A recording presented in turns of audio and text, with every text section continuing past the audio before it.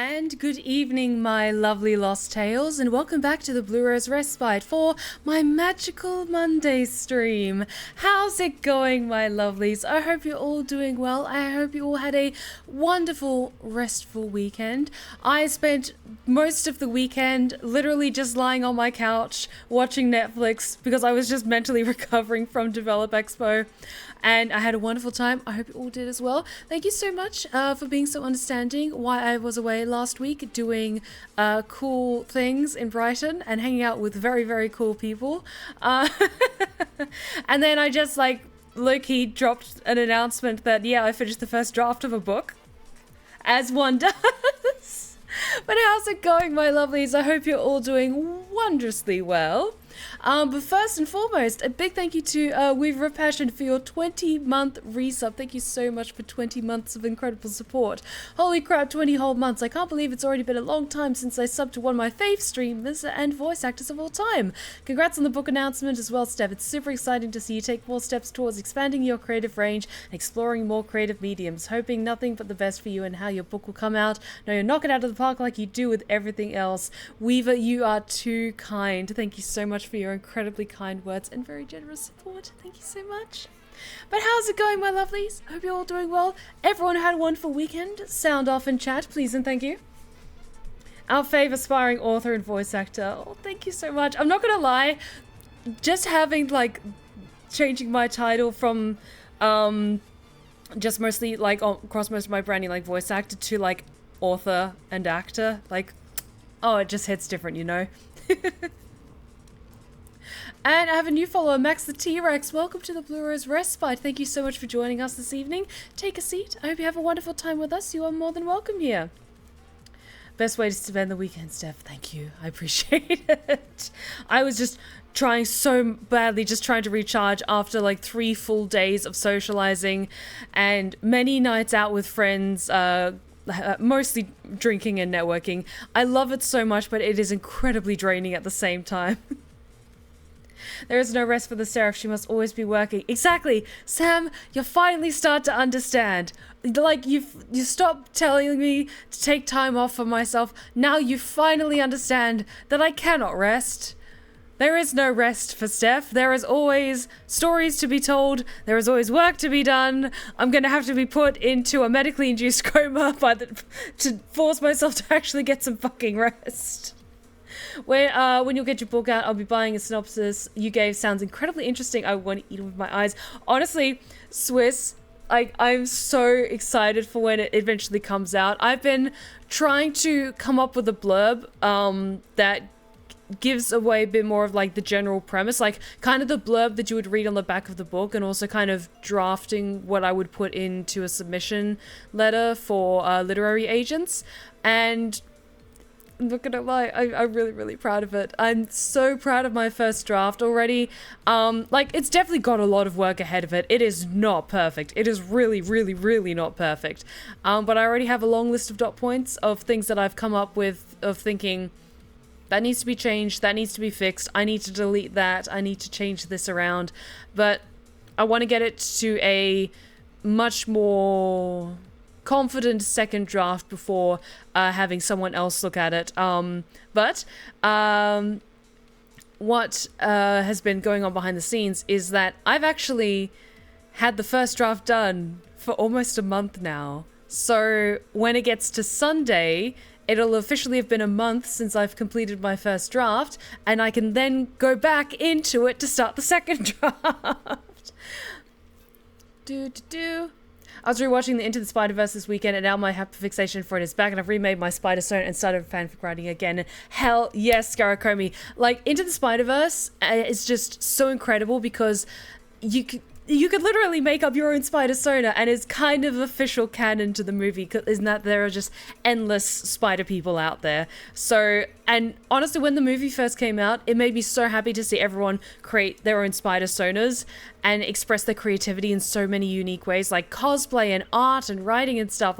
Absolutely, if you have a hyperfixation for something, cultivate it, let it inspire you, create your own OCs for it, write fanfic. The only thing I will say is never, ever, ever, ever, ever, ever, ever fucking use generative AI to do it. Always write from the spurring passion inside you, and try your best to articulate that through your own hands, through your own words. Because I tell you what, there is nothing that feels better than seeing something you've created come together. And honestly, that kind of like, okay, now can you tell that I've been sitting on this announcement about my book for so fucking long, and I can finally talk a bit about it, and I'm just now buzzing with energy about it. Chat bullying Stephanie into doing self-care, and eventually, like, I learned my lesson. Eventually. When I feel like it. The important thing is that you made it exist, you can make it good later, that's the best thing to do. Absolutely, Samuel, I absolutely agree with that. Because you can always get things better with, like, edits, alterations, subsequent drafts. As an artist, I'm sure with, like, adding layers or, like, doing little tweaks and adjustments here and there. Absolutely. I've made it exist, now I just have to make it good. I already think it's pretty good, but it needs a lot of work still. I've had a really good weekend, not gonna lie. Got to see the new Superman movie on Friday, which is absolutely amazing. I highly recommend anybody who can to see the movie as soon as possible. Genuinely one of the best movies of all time, in my opinion. It looks genuinely so good. And honestly, I don't mean to bring down the energy in chat, but after one of the shittiest years we've had so far, just in the world in general, this feels like a beacon of hope that we sorely fucking needed. So yes, please go out and see the new Superman movie, because it genuinely looks really fucking good, and we need more good, kind movies in the world, and good, kind energy put out there in the world. So absolutely fucking yes, go and do that. This is now Steph gushes about her book stream. I can't yet, because it's full of spoilers. I can't yet. All I can get buzzed about is just that I've completed a first draft of my debut novel, and I really think it's good, and my female main character and my male main character are really hot, and I cannot wait for the art that I've commissioned of them to be finished, and then I can share it with you guys, because they're really, really cool. I love them.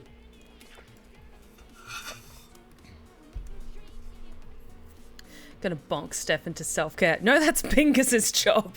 Like, they will literally come over, they will find a way to get to my location and bonk me on the head with their mobility device until I can take time off myself, god damn it.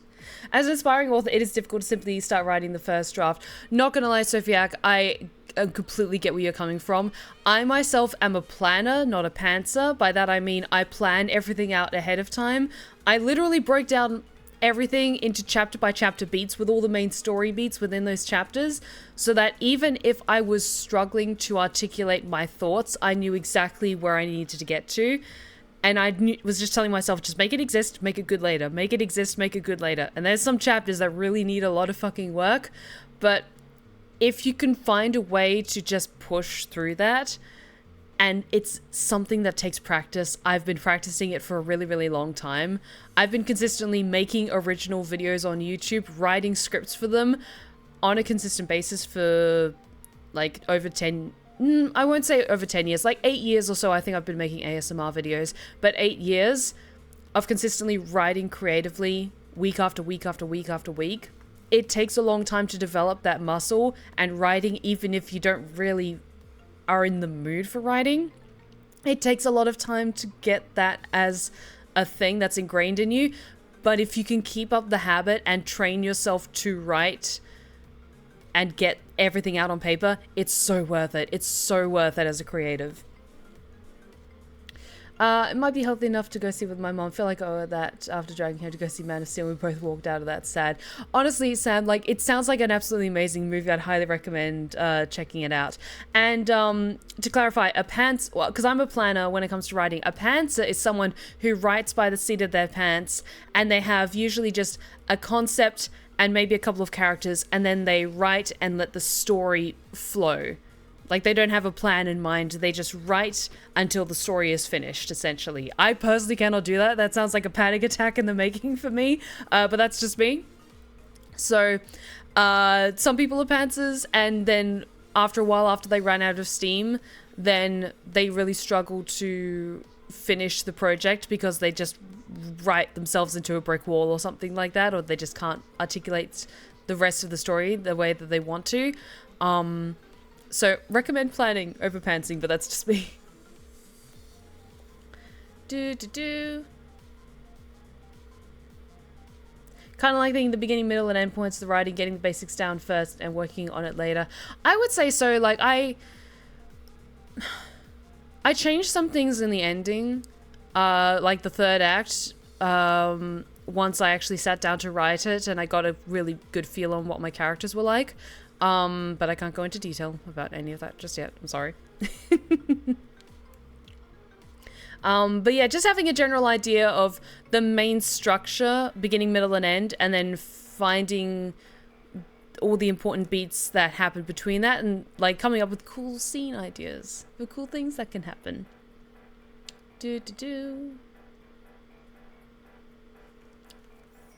Nerdy Mim, thank you so much for the primary sub for 5 months now. Thank you so much for the absolutely incredible support. I really appreciate it. And welcome back to the Blue Rose Respite. Thank you so much for joining us. Okay, are you guys ready for more Date Everything? Because I certainly am. I miss my household appliances. I miss them so much. Let's jump over.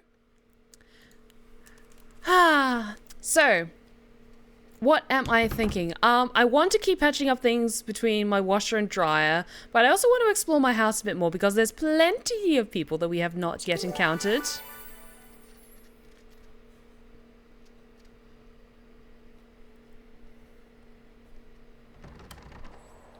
Okie dokie Loki.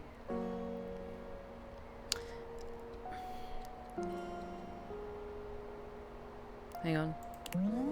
When you switch this lamp on, it lights up the space around it. In this way, the ancient concord between lamp and human is fulfilled.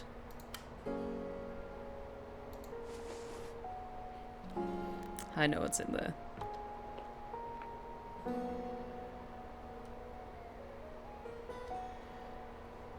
Okay, I don't want to talk to my Arrogant just yet.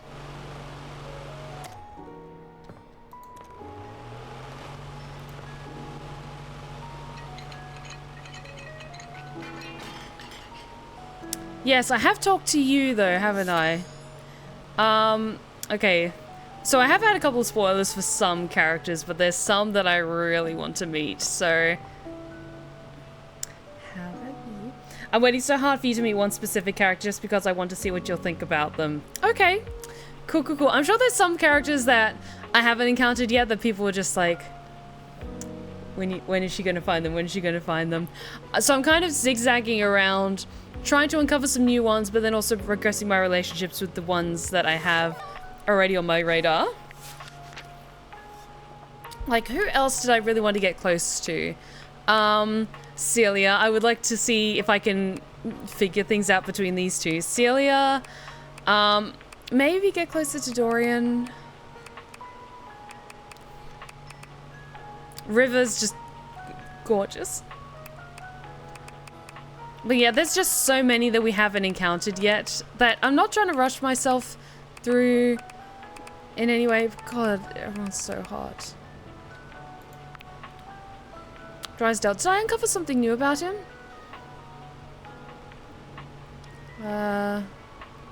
Yes, I think he did confess that he was in love with Washford, so I want to try and patch things up between these two. And Bobby is just... I'm looking so respectfully. Yeah. And my husband, Shadow Lord. I love Skips. Shadow Lord 420 loves me with all his dark heart. I love him so much.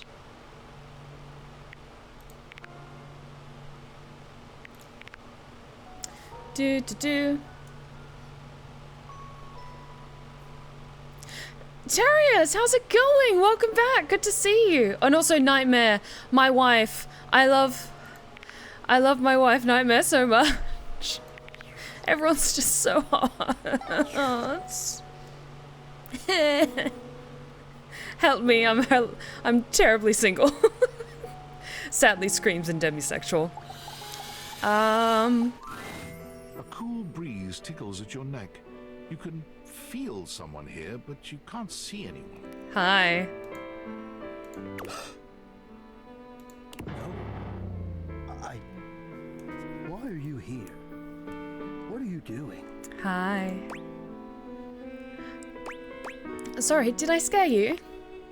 Yes, you scared me. Don't you know who you are? What you are to me? Do elaborate. I'm scared the way one is frightened when coming face to face with a divine force. Not now, not here, not yet. Please, please, I'm not ready, not like this. Oh, he's flustered. I love it when they get flustered. I've dreamed of this, of meeting you, finally. And now the moment is here. I just can't, not yet. I'll be ready when you come back. Okay. Can I just gently pat your hand while you retreat back into the vent? Okay, fine.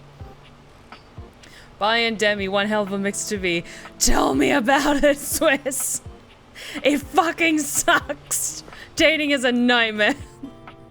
But it is what it is, and I can't change it. Unfortunately. That's fine. Okay. I think I've spoken to you. A couple of boxes. Oh, is that Bobby? An angular Oh, beauty sits no. in contemplative silence. Hi. Her head resting on one hand. She doesn't greet you even when you stand directly in front of her. In fact, she doesn't even look at you. She's ignoring me. I'm attracted to her.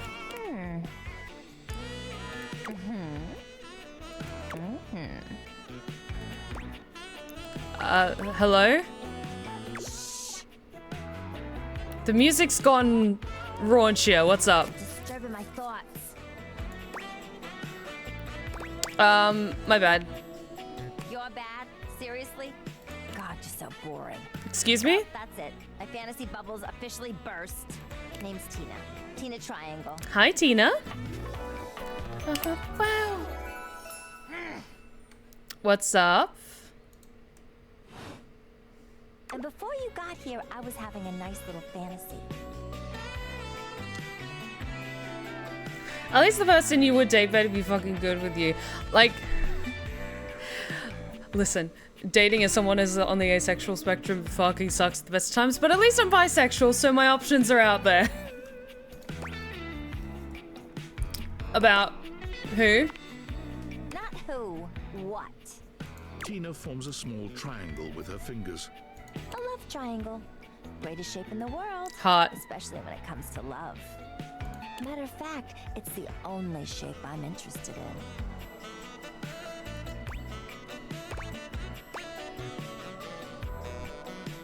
Yes, I see that.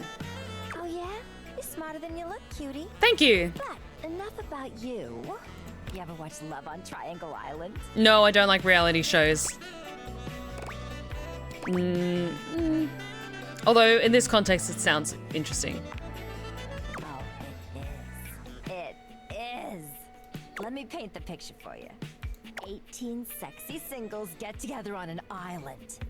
They gotta pair off into groups of 3, and every week a love triangle gets voted off. The last throuple to get voted off wins $1 million, but that ain't all.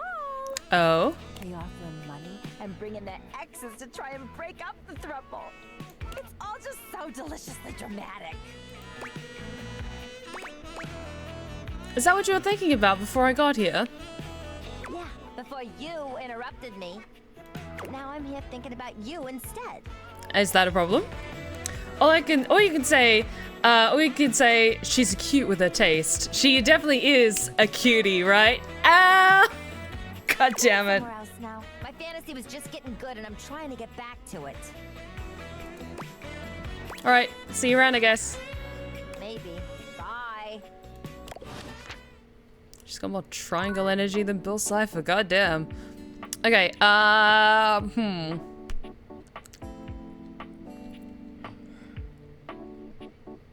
Fine, I'll do the bag.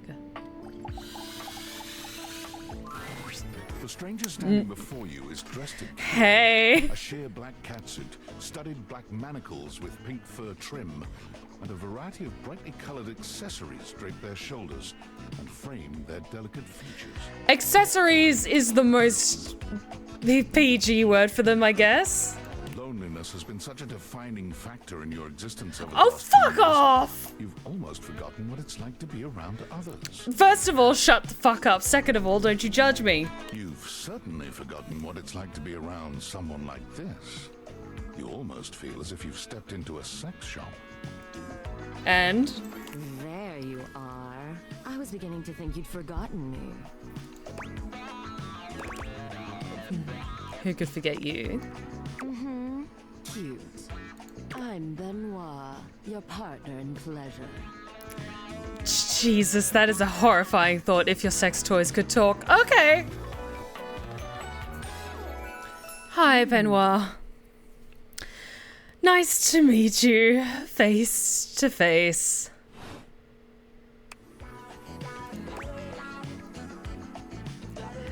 Oh, you're... What many call sex toys, yes. I prefer to call myself your ruin. Okay, that's hot. That is legit hot, not gonna lie. It's really about time you came to speak to me. Oh, I came several times while speaking to you. Given the way we met, someone less confident than me might really take it personally. Sorry about that. They look at you expectantly, raising an eyebrow. You do remember the way we met, don't you? Oh, intimately. Thanks for the hydrate check. Well, yeah. You think you could afford me? I'm sorry. Please, no, that wasn't it. Gag gift. Oh, no. Oh, that's embarrassing. They look absolutely disgusted.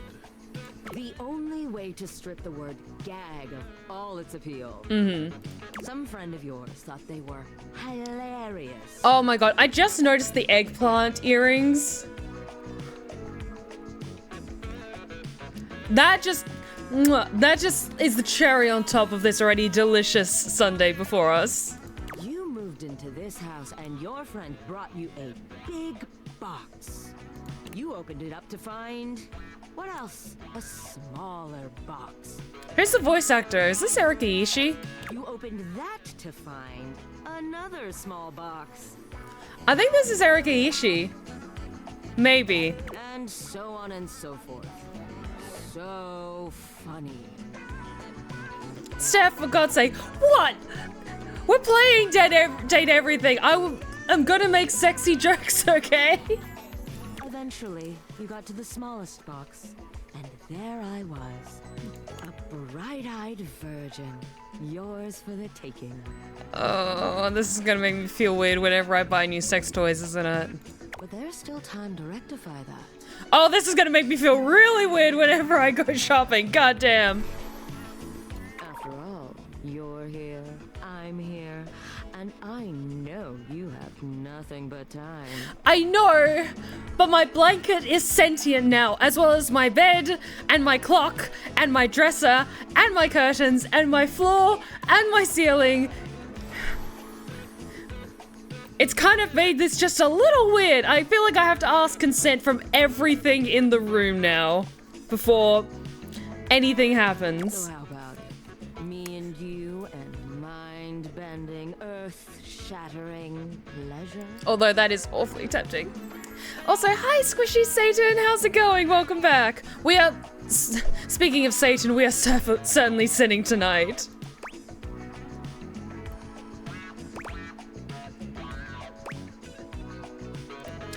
I don't want to jump. This is the demisexual in me talking. Maybe we could just cuddle and get to know each other instead. Oh, well. We might end up friends rather than in love, but That does sound sweet. let's just slow this down a little bit. Come here, then. Ah! Yes, let's just cool things down just a little bit, please and thank you. Hang on. I want to check my rumors. Strong yet sensitive. Find this fragile friend. In order to realize Capriccio, it seems you need to speak with Daisuke. Winifred. Hang on.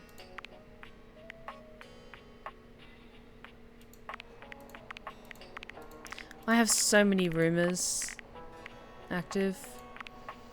Okay, why don't we go downstairs and try and sort this out? Steph, you know what you were signing up for when you played this game? Oh, absolutely. And I'm so on board with it.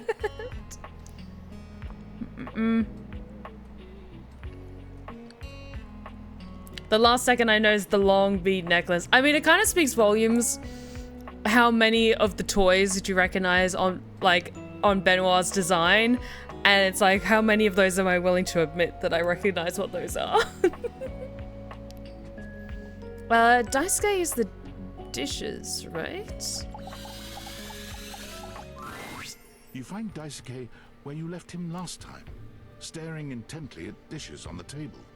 Unlike the last time, however, he has a list in one hand. Daisuke is also fine as hell. Hard at work, I see. Not hard enough. There's much to do, and my injuries have slowed me down. In addition to inventory and keeping track of all the dishes, I'm also in charge of deliveries throughout the home. Unfortunately, I am unable to do much in my current condition. Current condition? I prefer to work alone, but an assistant would be invaluable in this moment. Let me help you. It's my fault you got hurt to begin with. You wish to right this wrong? I do. You seem nice. Good. I have preparations I must first finish, but return to me again and I will give you instructions on delivery. In the meantime, perhaps you can help me wash these dishes. I would be happy to. Isn't that what the dishwasher is for? Dishy? I trust no one but myself with such precious items. Unfortunately, I must trust you with them for now. Do not disappoint me. I'm sorry in advance. I'm gonna be disappointing. Sure thing. Please begin then. You pick up the dishes and begin to wash. As you work, you feel Daisuke's eyes boring holes into you. It makes you feel... hot. Flustered. Your hands are shaking. Take care lest you drop one. Daisuke places a hand on yours, perhaps to steady you. But it has the opposite effect. Face There's just strength red. and grace in equal measure in his touch. And it makes you wonder how he might touch you under different circumstances. I mean, certainly there's that. Are you listening? Yes? Sorry, yeah, I'll be careful. You manage to finish washing the dishes without further incident. Well done. This may not be the disaster I assumed. When next we meet, you will assist me with deliveries. Be prepared.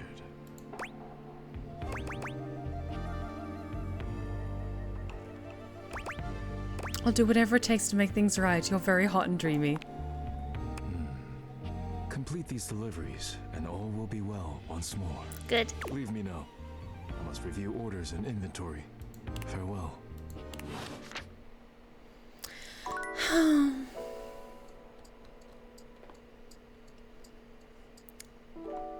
Steph turns just as red as her lipstick. I mean, can you blame me? Wait, is that Bobby? That looks like a Bobby pin.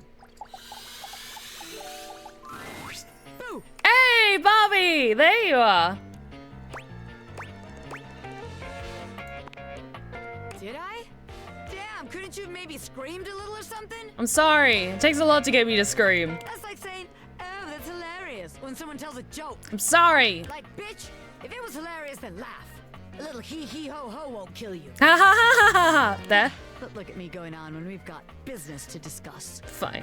Welcome, recruit, to the future location of the heart of the Pin Crime Syndicate. God, they're hot. Bobby gestures expansively to the laundry room. Just look at all the opportunities here. Tell me more, boss. Oh yeah. Sign me the fuck I like up. The sound of that, boss. So check it out. I call this one Sud Scam. You go out around the house, spilling stuff all over the place. Not all over the floor. She's nice. You know, by accident. Wink, wink, wonk. They wink at you 4 times in a row, huge and exaggerated, just to be sure you're both on the same page. When they're like, oh man, what do I do? My clothes are ruined.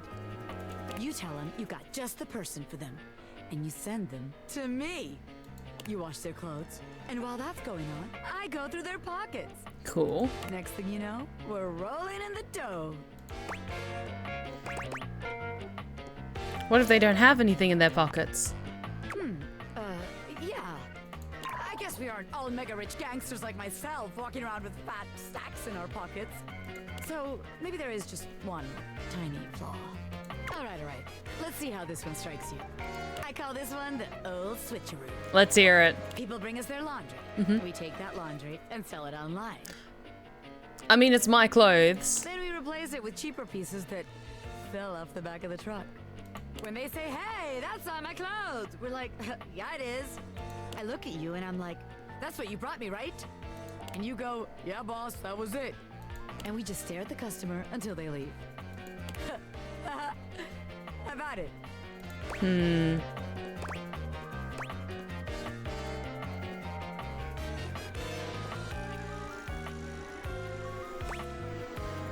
I'm just not sure we're gonna get much money from any of the clothes in this house. Huh. I guess we ain't exactly living in some vintage fashion house. Sorry to disappoint. I guess that is kind of a flaw. Okay, so maybe that one wouldn't work. But there's gotta be something good here with stealing clothes.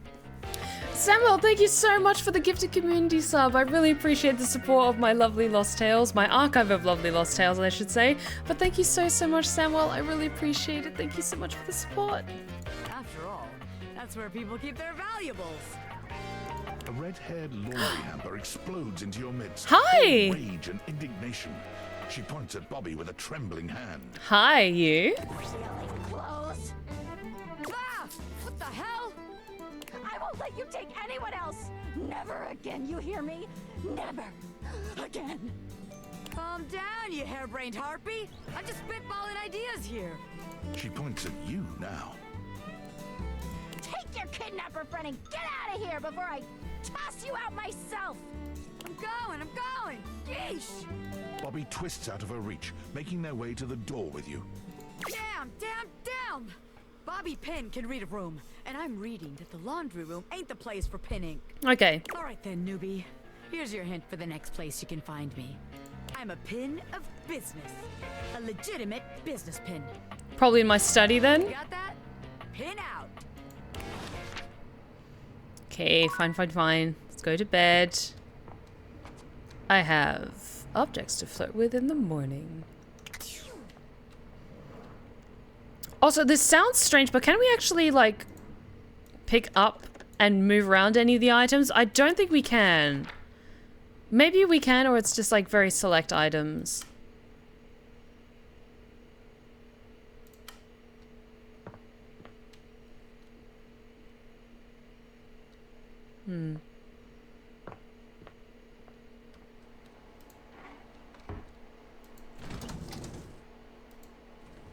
It's like, we've got stuff in the fridge. And I can't, like, click and drag or anything. I think I just need to pick them up romantically, not physically. Okay, cool. Appreciate it. Hey, Sean, how's it going? It's glad to see you back. I'm doing good. I'm having a grand old time. Just exploring my household. Getting to know everyone and everything.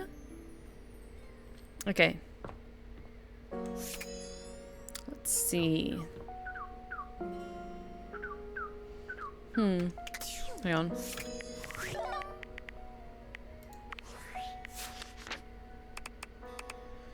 Who has that marker next to them that I haven't checked yet?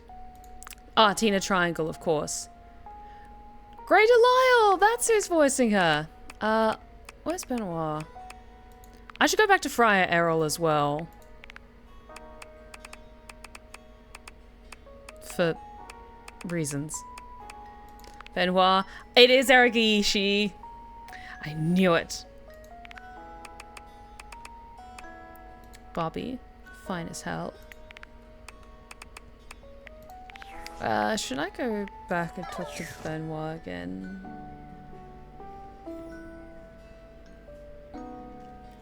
Oh, Samuel, thank you so much for the gifted sub to Swiss Banana. That's so sweet of you. Thank you so much, Sam. I really appreciate it. Thank you so much for your generosity. I think it's really cool that they put in the voice actor's name. I think so too, and especially as it's so prominent in the menu design and everything like that, because they could have left the voice actor credits for like the credits at the end of the game, but I'm really glad they didn't. I'm glad that it's such a prominent thing. So many talented people in this game, absolutely. Who should I talk to next? I'm worried that the toilet's gonna be weird. Actually, the mirror. I'm not sure if I've spoken to the mirror yet. Your mirror has done its job dutifully over the years, accurately reflecting your image back at you in good times and in bad. But today, there is no reflection for you to scrutinize. Only a long-haired beauty who looks at you like you're a work of art. Oh no, they're hot. Amir? His name is Amir? Of course it is. Oh my god, it's perfect.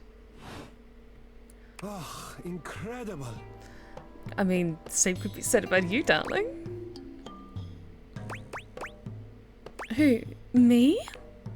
Amir throws his arms out to stop you, gesturing to you to stay where you are. I will stay perfectly still. No. Don't move. Step back into the light.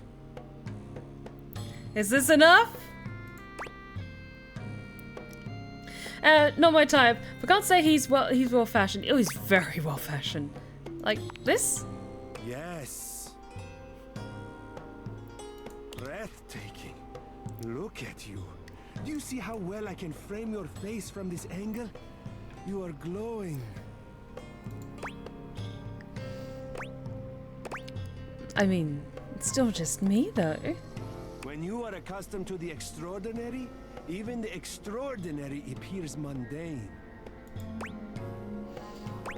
Yeah, I guess you're right. That is fine. You can guess. But I will know, and I am happy to show you again anytime you need. Thank you. Are you for reals?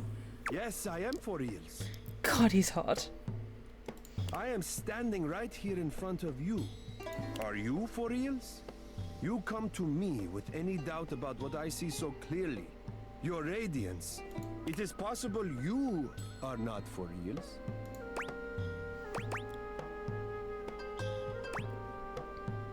Maybe I have some doubts. It can be hard to keep the confidence up. I understand that. It can be difficult. But for you, tell me, what do you see that I do not see that makes this doubt recur for you?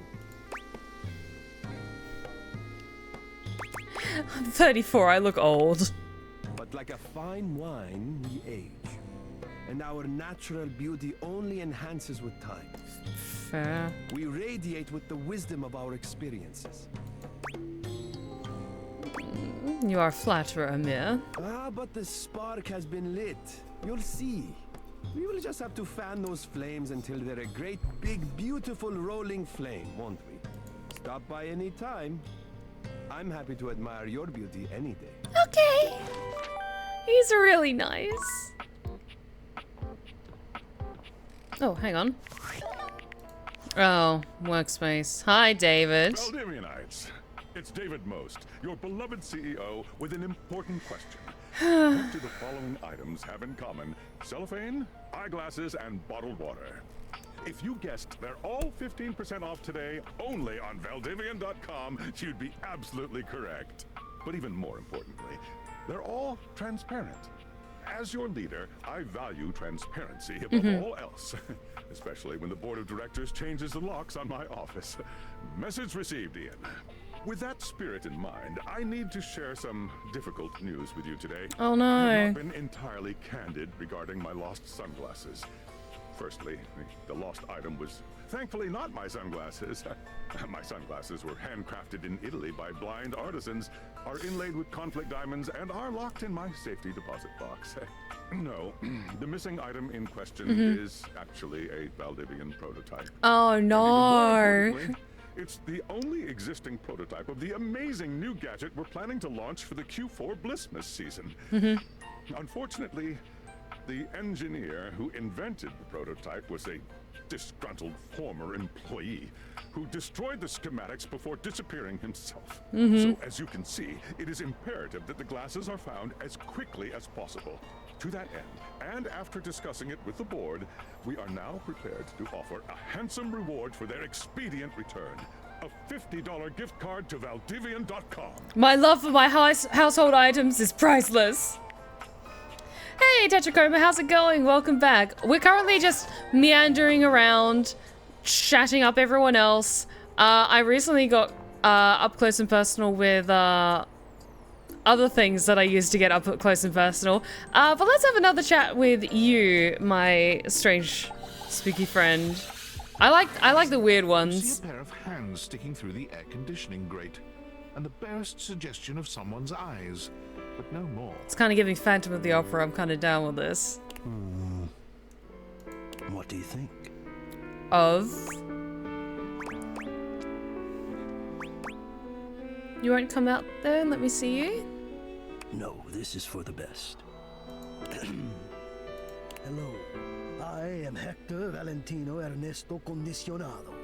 At your service. Hi, Hector. Well, hello there. He's spooky. I like him. Ventilation, airflow, sometimes known colloquially as HVAC. Also, congrats on the book announcement. Can't wait to read it. I can't wait until it's eventually out. And hello to you too. Nice to see you. Or hear you, I guess. Yes, to hear me. I would wish you to understand, and if not understand, then at least believe me when I say that hearing me is the most pleasurable way to meet for both of us. You have a nice voice. Seeing me, well, it's not a compliment to me, and it would be a great disappointment to you. Oh, My don't say that. greatest wish is to give you pleasure. I mean, I have like a bag in my drawer that also works, but okay, sure. But I'm getting ahead of myself. Tell me, how much do you think about me? You kind of live in my vents, so... Now, yes, I understand that our meeting in this way is so very new for both of us. I truly never expected to be able to speak to you this way, face to face. Great. I have accustomed myself to this seemingly unavoidable reality that you would always be human and I would just be this. So much more than that, Hector. But even as this, I have dreamed, and I would know. How much do you think about me? I mean, I don't really that much.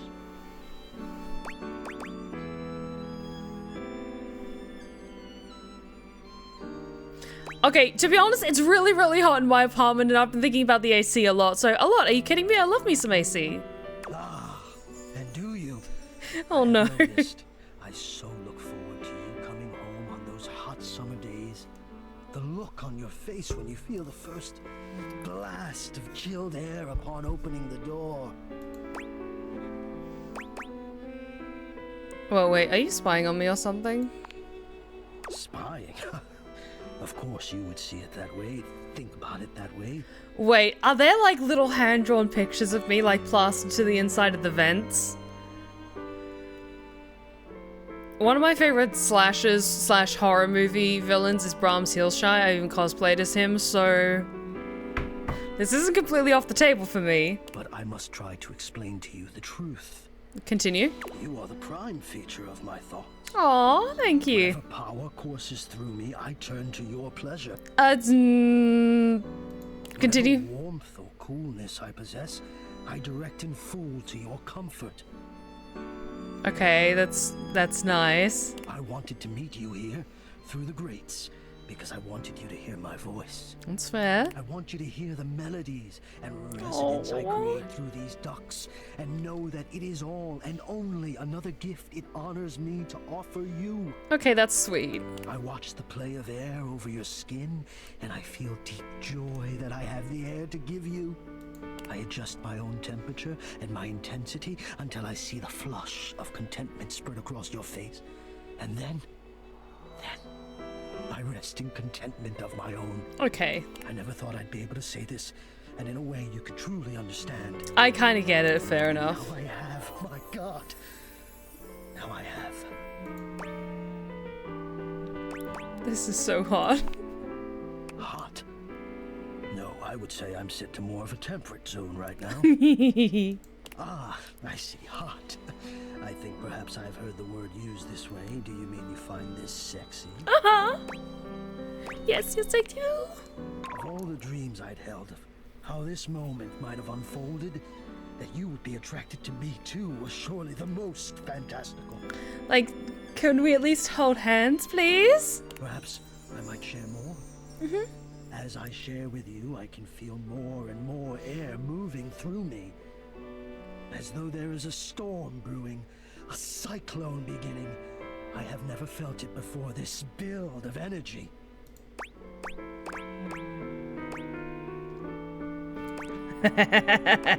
Even more fun if you keep it going.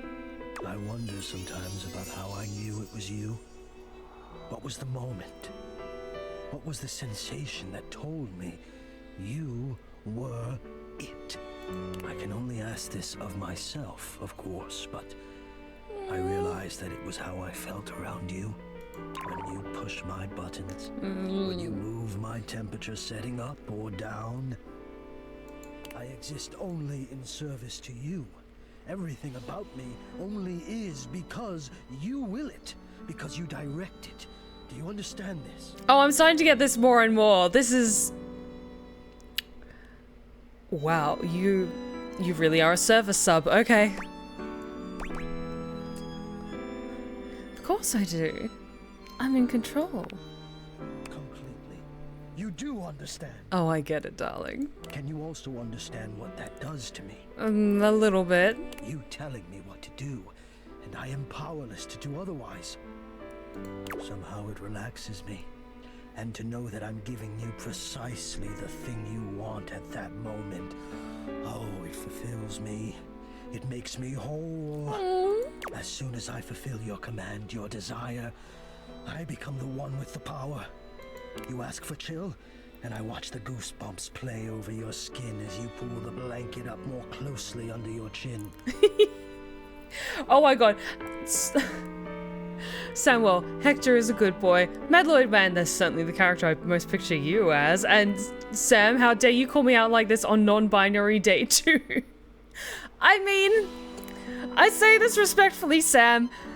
Mettaloid Man's not exactly wrong. I say that with the deepest respect. You ask for warmth, and I can almost feel you, basking as the tensions of the moments that came before just melt away. Sometimes I even take it upon myself to shift my temperature and my intensity all on my own. It's much appreciated, thank you. Oh my god, he is a service sub. More and more I'm loving this game. I know, right, Darius? He is absolutely a service sub. You tease. I know. It might not be strictly in my purview to do this, but sometimes I cannot resist playing your sensation. Just a bit. I am a craftsman, and you are my clay. I hope this is all right. It is.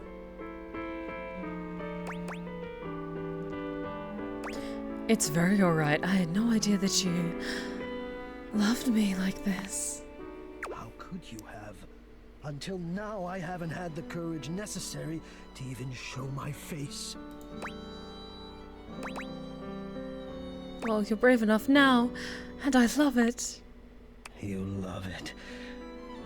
Does that mean you love? But no, I dare not ask. It's so melodramatic, I love it. Let us enjoy where we are, here, now. Let me care for you. Sure, care away. I need you. I need to care for you. It is the reason for my existence, you see. Why am I also kind of getting the energy of like, he's saying all this to entice me for me to put my hand in the vent, and the moment I do, he's either going to bite my fingers off or he's going to put them like straight into his mouth and do something weird with them. And now I have truly said too much. Or I have said enough. You've said more than enough, baby.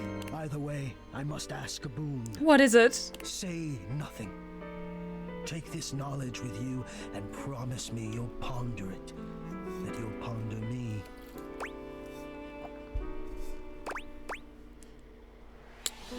Only if you give me something to really think about. You delectable tease. Think about this then. Oh? A warm breeze whistles through the grate above you and trickles downwards to caress your exposed arm. Ooh, keep going. The warmth rolls over your wrist, up the inside of your elbow, around the back of your shoulder, Continue. and slowly, very slowly, up the gentle slope of your neck. You can feel the breeze desiring to embed itself in your hair. It is the perfect warmth, the perfect strength, and your eyes softly flutter closed. It is so giving telenovela. I love this. Ponder that. No way, come back.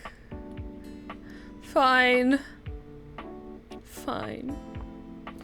What about my dresser with my clothes? Hello there, stranger. I'm Dina the Dresser. Need a helping hand?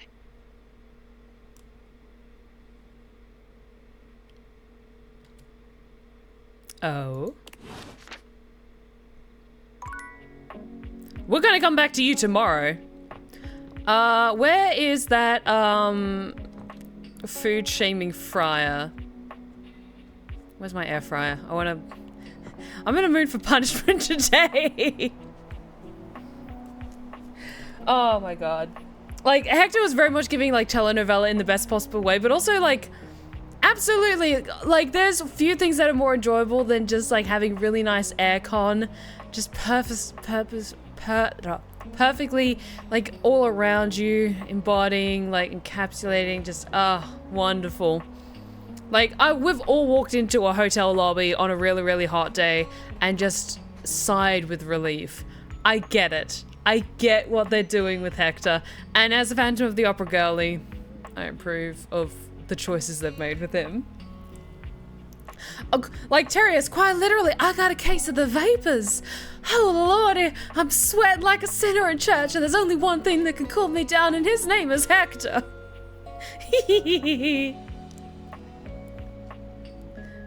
I'm moderating for someone who's doing a full romance run. I'm kind of leaning towards trying to do a full romance run, of just trying to progress as many characters as I can, prioritizing the ones that I'm naturally drawn to the most, and just enjoying the ride, as it were. But, hey, Friar. I'm back. After your last encounter, you're not entirely surprised to hear the Friar's voice before you enter the kitchen. You are, however, surprised by the volume and tone of his voice, as well as the presence of two others. Oh? Also, I just want to hear Liam O'Brien's voice, because Liam O'Brien's got a great voice. It seems there's a lively discussion going on when you enter. Oh? There is no reason to raise your voices. We can speak like civilized devices. I've met you before, but are you my microwave? I feel like you're my microwave. I see right through you, Father! Friar. Those who cannot handle progress and efficiency are doomed to oblivion and obscurity. It is perfectly natural to react to one's own obsolescence with anger.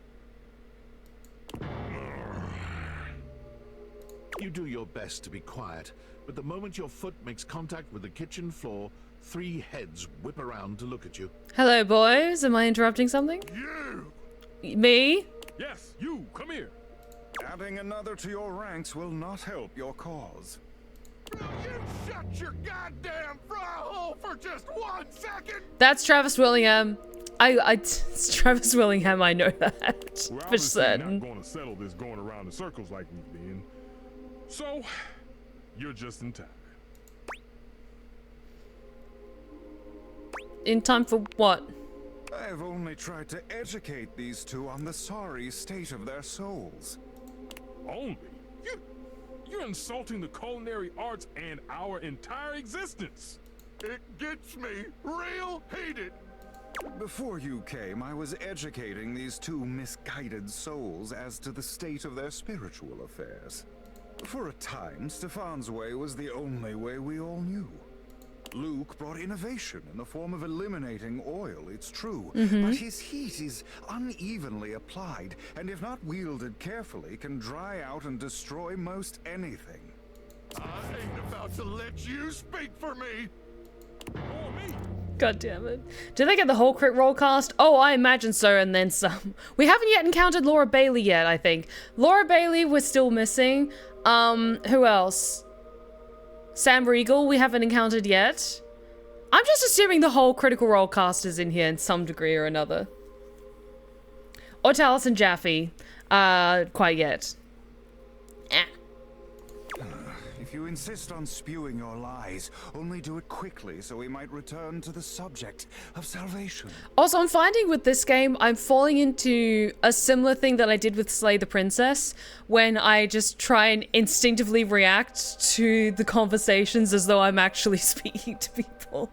Dan from the internet, thank you so much for the 18-month resub. I feel like I've joined at a weird moment. Yeah, we kind of stumbled into something. I think all of my cooking devices and my stove are having beef with each other in my kitchen. Food fun. And, sorry. It's, leaded to a rather heated debate. But thank you so much for the resub. You met Laura Bailey's character. Okay. Sorry, I must misremembered. Luke. In and out. Trust me.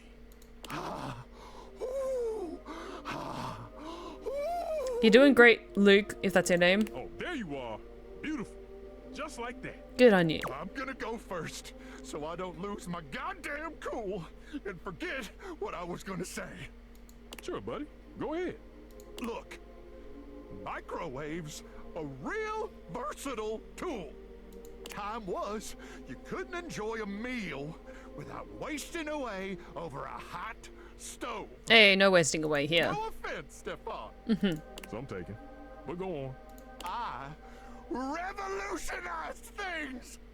Housewives in the 70s could feed their families without so much hullabaloo. Correct. I can handle anything. You want it, you got it.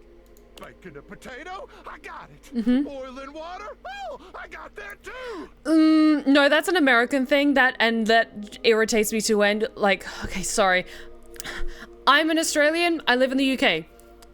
What do you mean if you want to make tea, you boil water on a stove or you put it in the microwave? Do you guys not own kettles? I'm sorry, it doesn't make sense to me. Like, having something like a coffee maker is different because that preheats the water and then makes the coffee as well. That's different. Why do you not just have a kettle and you boil the kettle and then use the hot water from the kettle to cook pasta or make tea or something like that?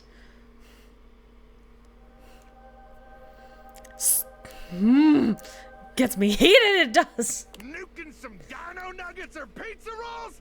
I'm your microwave. Don't make cooking instant noodles in the microwave. Exactly! Like, you just put the hot water in the noodles, in the cup, and then you close the lid on the cup, and then you let it sit for 5 minutes, and the cooking is done. Why? Then again, I shouldn't be shit talking microwaves. I literally, like, did all my meal prep on Sunday, and I'm just, like, I have all my meals for dinner pre-organized, and I just heat them up in the microwave, so I can't really, like, complain. Like, for real, why would someone pour water and saucepan in a mug? Exactly! Exactly! Kettles exist, ice creams like a drag to the insane asylum. No, I'm gonna be joining you right in that same asylum, goddammit. Like, it doesn't make any sense to me. It drives me nuts. All our kettles are at the bottom of the Boston Harbor, USA. Fuck off! No!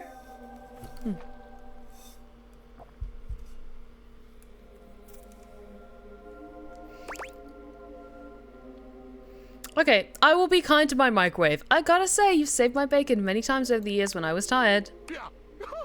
You see? That's what the hell I'm talking about.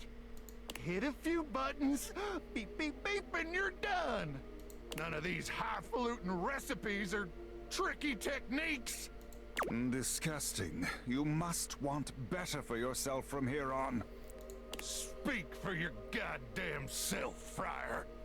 Look, I think we all know microwaves have their uses. Even I can admit that. Even if I would never use one. But there will never, never be a replacement for the stove. Ever. Correct. Since the dawn of time, since man first learned to put flame to meat, there has always been a need for stoves. And there always will be. Correct. No matter what fancy gimmicks they come up with, there will never be a replacement for the good old-fashioned heat of a stove. For the versatility of pans and utensils, one can use with the stove. I will say, for an air fryer and all its merits, it is a fryer. It is not a stove. It can heat up things, it can crisp things, but it cannot make a stew. It cannot make a soup. Like, you can heat up soup in a microwave, I'll give you that, but you cannot initially make a soup or a stew unless you have a proper stove. Okay, so it takes a modicum of effort for the user. So you'll have to do dishes after. Is that all food has become to you? A series of inconvenience to be avoided? No. Oh, now who's getting heated? So, it takes a little effort. It's always worth it. Always. Correct. It's true, the best meals of my life have been cooked on the stove. I had thought you knew better. I'm sorry. That you are used to something does not mean it is superior, or that it always must be the way forward. He might end up hating me for this. No! The stovetop is eternal. They can invent 10,000 cooking gimmick machines, but no one's ever gonna invent anything that can top the stove. Enough. Against my better judgment, I have allowed you both time enough to propagate your lies and blasphemies. What are you gonna do? Punish me for it? It is my time to speak. Go for it. Here we go. Thanks for the stretch check. Just give him a minute, Luke. He'll trip himself up. There have been many culinary innovations over the history of mankind. Innovations that allowed man to take great steps forward and truly progress. The refrigerator, the food processor. But the microwave failed to solve the problem of fat needed to make food crispy and evenly heated. The stove might be what mankind has known for years, but it requires both fat and needless effort to transform food. But the power of convection eliminates the need for all these things.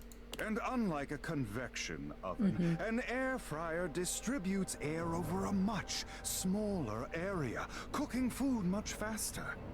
Those dinosaur nuggets Mr. Newsom professes to make so well, I can make them better. Pizza rolls, I have perfected them. There is nothing those two can do that I cannot. You cannot make a soup or a stew. Damn lies! Do you seriously believe this? This bullshit?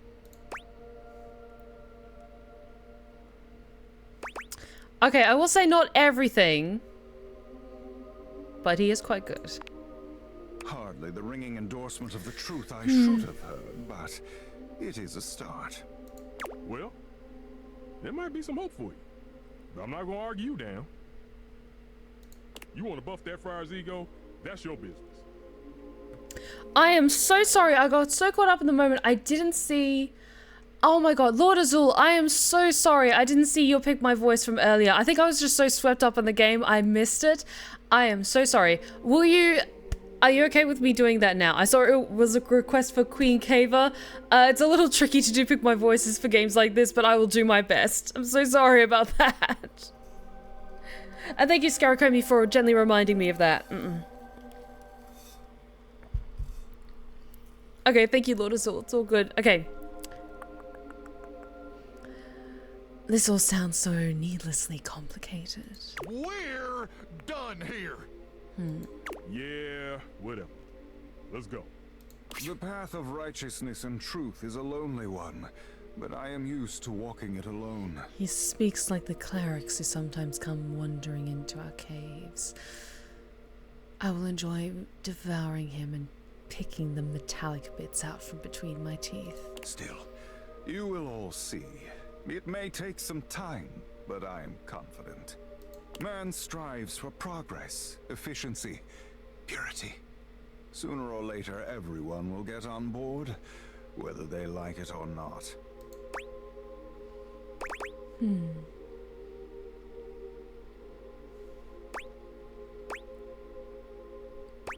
You seem awfully confident. If you understood the beauty of convection the way I do, its grace, its purity. Oh, okay, forgets clerics sometimes.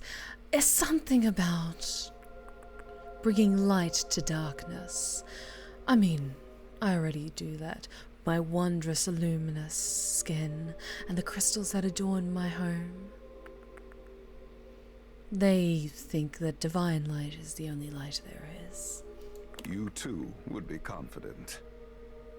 But I do not need anyone to take my side. What's right is right, even if I walk my path alone for now. Those two disrupted my ministry. If you'll excuse me, I must catch up on some things. You will return, yes? Probably. See you later, then.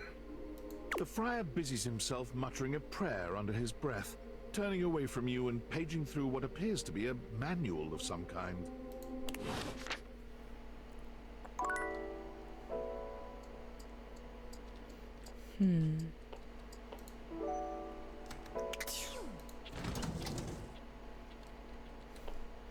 Why do we have a little look in here? Oh! Have a conversation. Oh, it's you me. again. Were you followed? Is this signal encrypted? Queen Caver, how's Silka and Beastie? Oh, they're going along so well.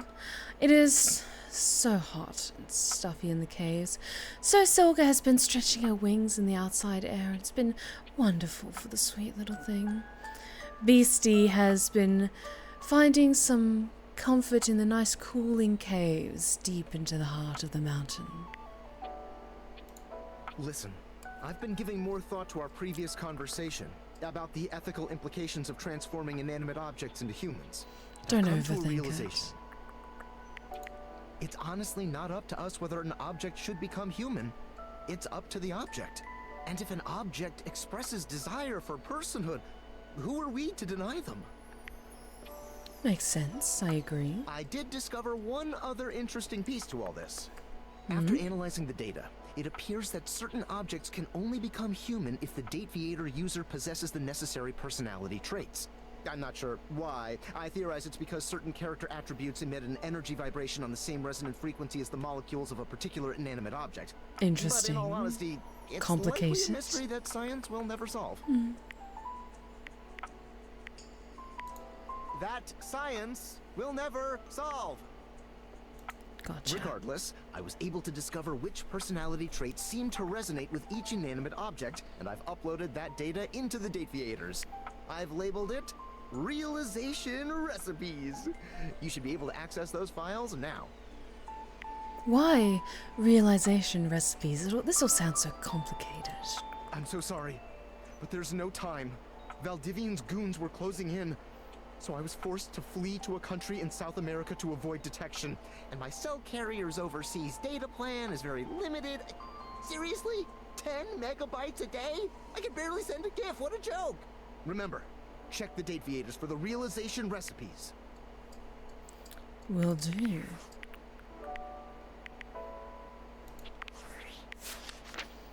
Let's see.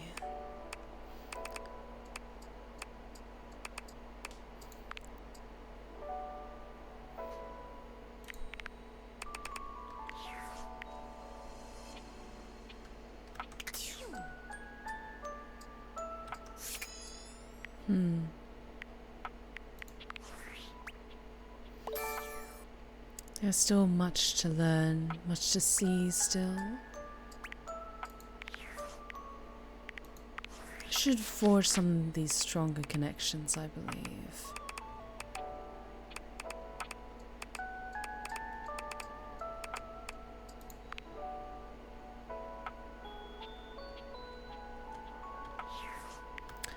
Why do we have a conversation with those two upstairs? The lovely floor and ceiling. They seem sweet. Oh, hello again. I trust your meeting with the mayor went well? Mm-hmm. Wonderful. What's a movie Caver would like? We have... I'm not sure what a movie is, but stories I'm quite fond of. Epic tales of heroism and exploration. Anything else I can help you with while you're here? Oh, bye-bye. What else do you need? I figured it out. Florence is trapped in a pyramid scheme. A pyramid scheme? Well, that explains it. What are they selling? Cleaning supplies, something called airway activated air. Oh no. I've heard of Airway. Despicable company. The telephone pole told me just the other day that their products have infected the whole neighborhood just a few houses over. That's disturbing. If they think they're going to squeeze another red cent out of my Florence, they've got another thing coming. Florence never leaves the premises, which means the salesperson is coming from inside the house. Do you have any idea who might be peddling that snake oil? I have a suspicion. Could be Stella. She's peddling a similar product. Stella. Shingles above. What's this house coming to? Well, it seems you've done your homework. You're quite the little bloodhound. I have a feeling the Caver would enjoy Epic the Musical. I must say I am quite fond of music. Seeing explorers around a campfire, sharing songs and stories. It's always curious to watch little morsels entertaining themselves. Tell you what, why don't you and I pay Stella a visit together? We'll get this issue resolved. Okay, see you at the staircase. And that's another thing we'll take care of tomorrow. But I think that comes to the end of that Pick My Voice. Again, I'm so sorry about missing it, Lord Azul. I hope that makes up for it. I hope you enjoyed it. Queen Cave is always a lot of fun, isn't she?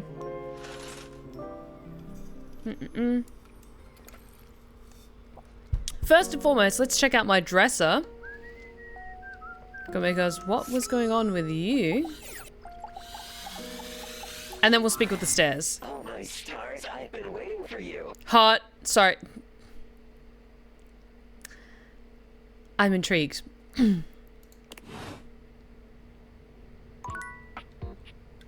Oh. Oh, that's cool. I think we've already spoken to them today in that case. But we'll keep an eye out for them in the future. Let's speak with Stella. We have words. Celia's grand presence announces her before she even speaks to you. She greets you with a regal nod. Good. You're here. Let's get this done. Absolutely. Let's get this sorted. Oh, hello, Miss Mayor. I know you're a busy ceiling, but you're also... Let me check my notes here. Smart. What would you say if I told you that you could be the first ceiling ever to get in on the ground floor of an exciting new startup? Airway isn't a small startup, Stella. It's a big problem. Oh, you're familiar with our brand. I'm so terrible at the speech, so it's good to know you're already on board. Stephanie, it's all good. I was just unsure the best way to let you know it passed you by. Thank you so much, as always, for the wonderful performance. You're most welcome, Lord Azul. Like, it's very rarely that I accidentally miss over requests from chat, especially with the points redemption. But yeah, no worries at all. Just so long as, like, you just gently poke me politely, or just like a, hey, just a heads up. Or even if you poke one of the mods about it, it's all good. It's all good. Not quite. Stella, I'm concerned that you're being scammed, my dear. She is. I am. You are being scammed? And you know that? I know that it's easy for this to be seen as a scam. I hear a butt coming. But it's not. It is. It's an opportunity.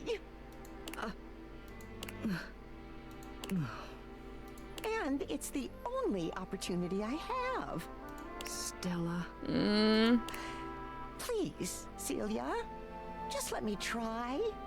It's not gonna work out. Stella, this needs to stop. I'm afraid I agree. I understand this is important to you, but it's my responsibility to look after the whole, and Airway is a risk to that. I'm officially banning all sales of Airway products within this household. Hooray! You intervened. You ruined what I had going. She's gonna be pissed at me. Didn't you? Maybe a bit. I did. I'm gonna be honest, I did. Should have relied on anyone else. I'm sorry, Stella. I've gone it alone. Maybe. I suppose I'll never know. I'd like you both to leave. Stella. Leave! Yep, she hates me. What? She's pissed at me because I stopped her from scamming people. Fine. Okay, that's fine. So long as, like, we resolve in one form or another, that's fine. Who are you? Sorry. Been wanting to say that for like a while now. Hi. A well-dressed figure saunters into the room, tossing his locks over one shoulder as he shoots you a look that makes you shiver. There's an aura of danger about him, as if he delights in the misfortune of others, and is eagerly anticipating yours. Well, well, well. I can't believe it. You really did it. I did what? Did what? You got dumb, kid. Majorly rejected and just tossed to the side. Oh, great. Thanks. You're so welcome. Bitch. Who are you and what's your deal? He places a hand on his hip, giving you a knowing look. I'm a hot topic. Surprised you haven't heard about me already. I'm Regina Rejection. Oh no. You can call me Reggie. Hi, Reggie.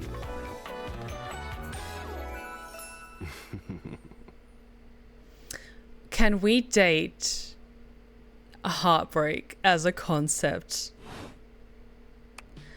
Oh no. What do you want? Me? I like to come in every time you get a hate ending and take in the sights. Okay, that softens the blow a little bit. What I do, being rejection after all.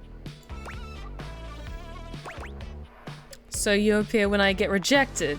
I like to think of it as a nice consolation prize. Okay, it softens the blow. So does this mean I could see you again? Oh, don't worry. I'm always just one rejection away. Listen, bitch. I'm giving you special access to me here on this app I'm putting on your phone. Have a chat anytime you like. Oh, he's spoiling me. Reggie takes your phone, typing something into it. He turns your phone back around to show you a funny little icon that looks like a broken heart.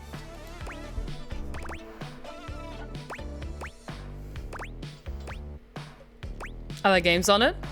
Yeah, damn good games. It's got all the dopest shit. He hands your phone back to you, shooting you a sleazy wink. Bitch. I'll be there dreaming of your next rejection. I mean, he's also fit as fuck, so it kind of softens it a little bit. Who should I talk to next?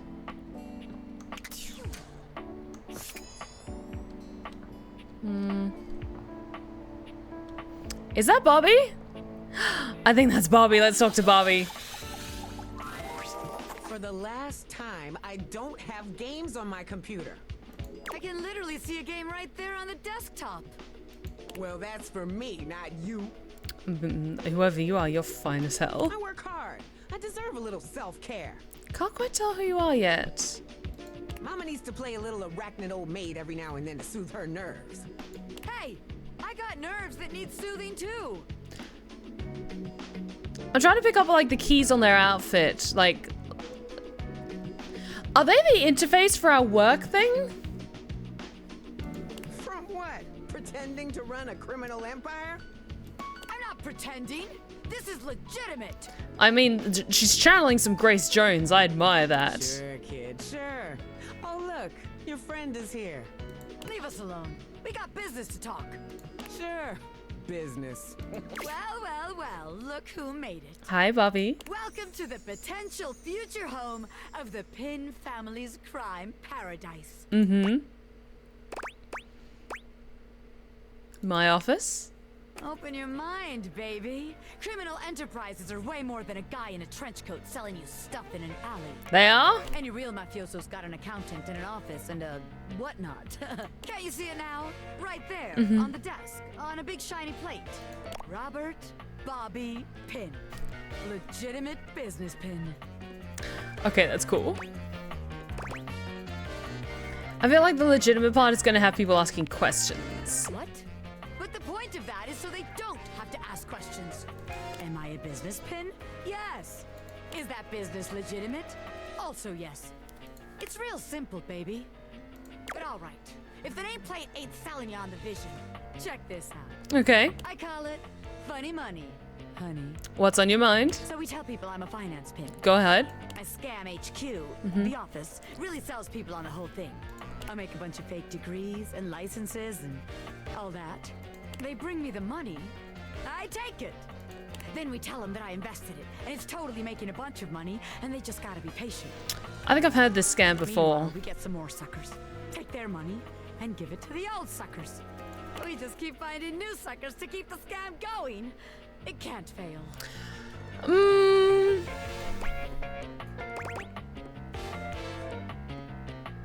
It's actually called a Ponzi scheme, and they don't usually end well. What? You're telling me someone else has done this extremely brilliant and original scam already? Sorry. That's impossible.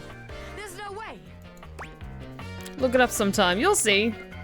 No. A busy and successful gangster like myself doesn't have time for research. That's nerd shit. And time's money.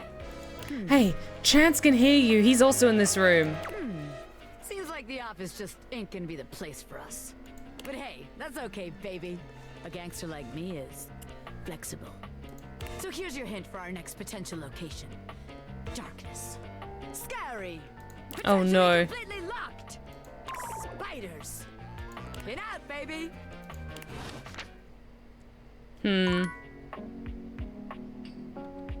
I'm concerned.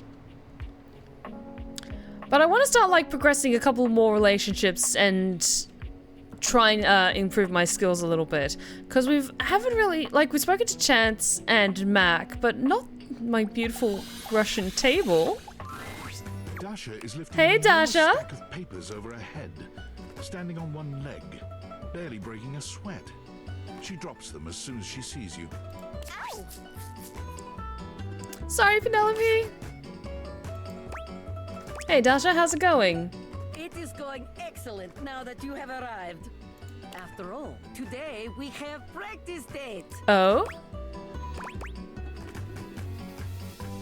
The thought of going on a date with you makes me happy.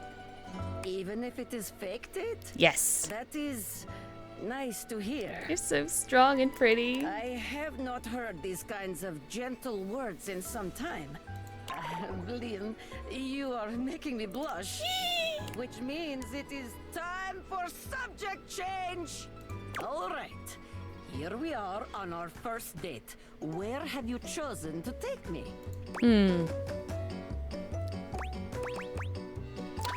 Restaurant, safe bet. Ah, a restaurant. Yes. A classic for a good reason. We will gaze into each other's eyes across table and feel the sparks. Come then, let us go to a restaurant in our imaginations. Our mind palace. Here we are. Oh! Shall we share appetizer, dear date? Yeah.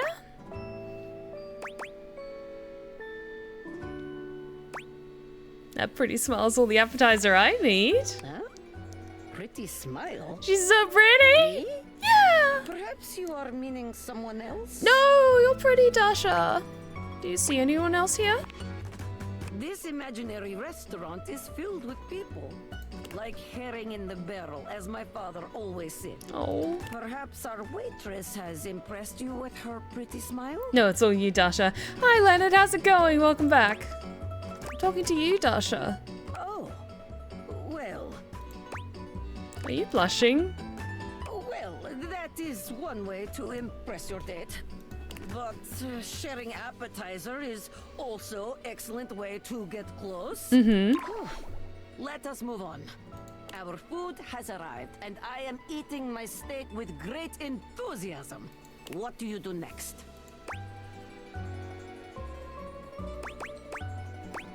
I ask if you'd like to try some of my pasta. Ah, that is the way. There is no greater joy than gazing lovingly into your date's eyes and taking a bite of food from their plate. Romance, spark, sensual generosity, top marks. And now, our final question. The waiter walks in with bill and sets it on table between us. What do you do?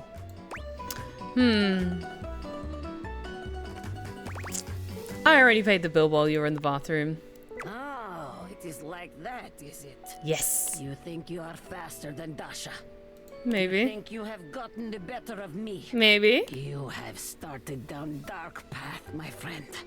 One you are not prepared for, I think. Do you have a crush on me? Dasha, this isn't real.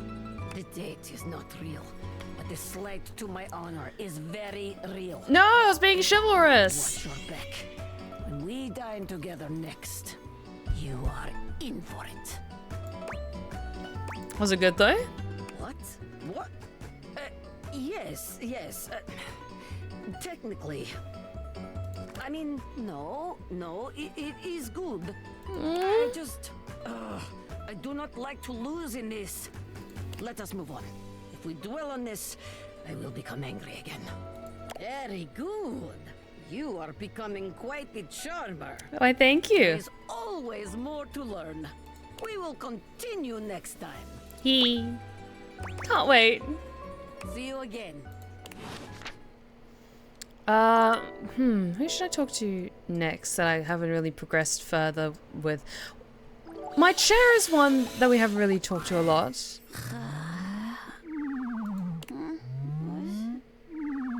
Your order's ready, Mr. Davenport. Curtain rises at 6 p.m. I think, yeah, there was something like we can't really talk to her after dark because she's very, very busy. Always on shift mode. Hang on. Reggie, you bitch. You need to use charge to awaken this object. Okay, fair enough. Fair enough.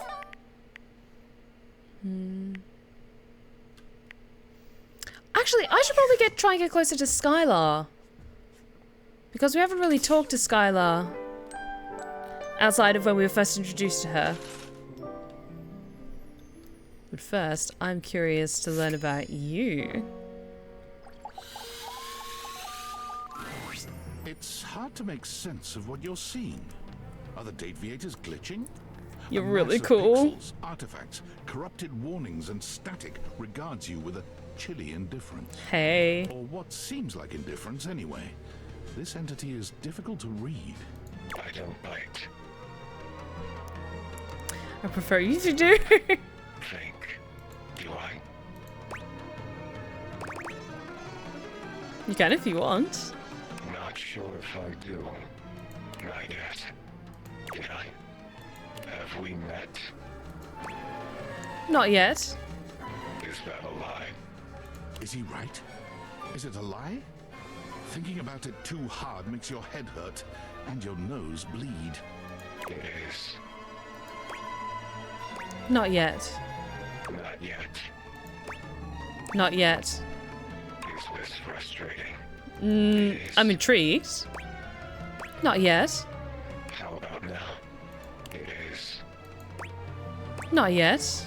Would you tell me if it was? Well, you can't, so. Not yet. Would you lie? He's got some serious Undertale vibes to him. What's the name of that one boss? I think of like Metatron? Like genocide mode Metatron maybe? Oh no, WD Gaster you're probably thinking of maybe. Damon, let me save you the trouble. Not yet. And yet. And yet. And yet. You want something. Pick your poison. Damon ending love? Define love.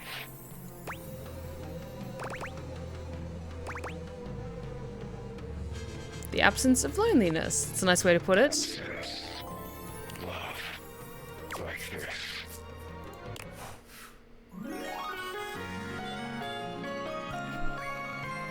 I guess that works. Also, it's so cool you get to see a little bit of what they would have looked like if they were in the, like, as they were, as a draw. Done.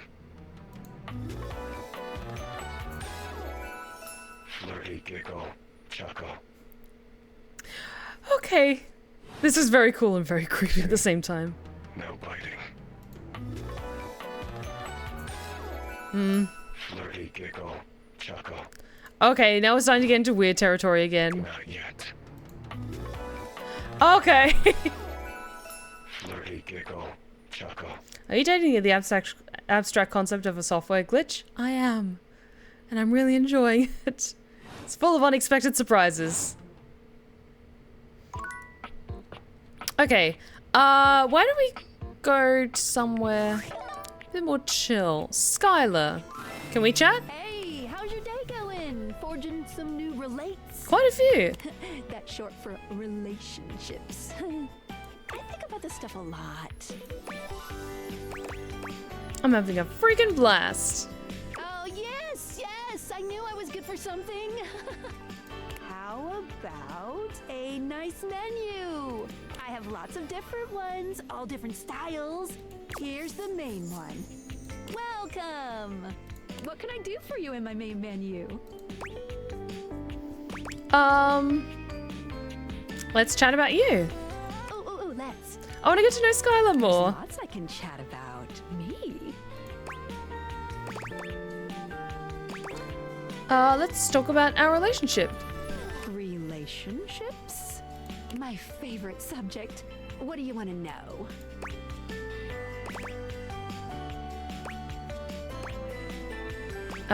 Do you love me? Not yet, but there's still hope for you. Yay! Just keep pressing on my buttons. You'll find a way. Let's go back up a menu. It's the chat menu. What do you need? Okay.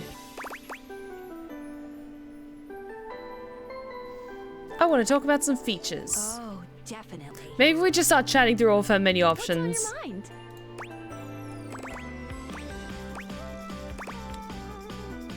How do collectibles work? Collectibles are delectable. Collectibles are the funny little images that appear as datables talk to you. What are you curious about? What do they do? They help illustrate what's going on around you, sometimes for fun, sometimes because the datable gave you an item, or sometimes just for dramatic effect. Think of them as little progress trinkets. You can take a closer look at them in the data deck sorted by character. Any other collectibles questions?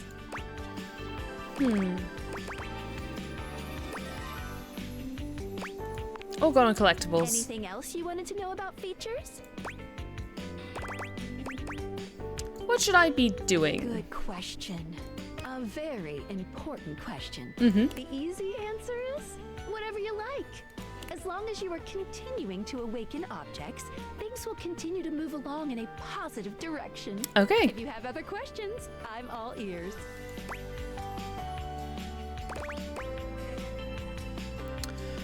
Ooh. Can a bad ending with someone lock me out of finding another? No matter what you do, you will always be able to find every single datable here. Okay, that's a good thing they've built in. Except for one very specific instance, but you will be very clearly warned that that's the path you're going on. I'll be on the lookout. Any other questions about what you should be doing? When should I leave the house? You can leave the house at any time, but be forewarned. Doing that starts the end of your story. A point of no return. Mm-hmm. Unless, of course, you reload a save. Wink, Wink. How do I know when I'm ready to leave the house, in your opinion? If you want the barest minimum of a good ending, I would shoot to get 100 specs points in any one attribute. Good to know. Once you have that, you'll get some pretty good results. Any other questions about what you should be doing? I'm good on strategy, I think. Anything else you wanted to know about features? I think I'm good. Cool. What can I do for you in my main menu? I'm all done here. Oh yeah, I'll miss you. Okay. Jaw's still acting weird. Let's see. Who have I chatted to but haven't really gotten closer to just yet?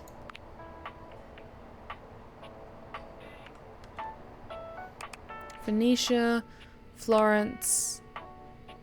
Why don't I talk to Celia and Florence just to see how they're doing? Actually, no, I want to improve my empathy, I think, because it's very clear that they quite like each other. And I want to progress that further. Actually...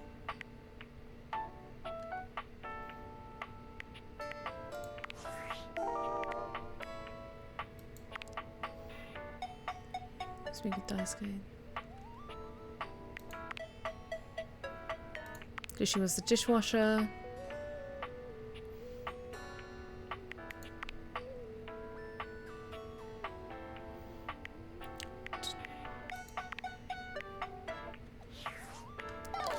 I want to go down and speak with the washer and dryer again. Washford and Drysdale. I want to see if I can fix their relationship. Please. Washford? I think I spoke to Drysdale last. You may have wandered with mad disquietude into a world which will overwhelm you. Mm-hmm. I must confess, there is a part of me which longs to see you drowned in it. Oh. Drowned in the darkness and the sorrow. If only so that I will be understood in the eyes of one who is drowned like me. You look nice and moist today. Hi, Washford. How's it going? It goes as it goes. I was. My God, I was. And the light and the darkness consumed us both. And time crept in this penitent crawl moment, to night, and I didn't notice. So dramatic. Not enough breath in me to care for anything but this. For anyone but this. For anywhere but this now, my love.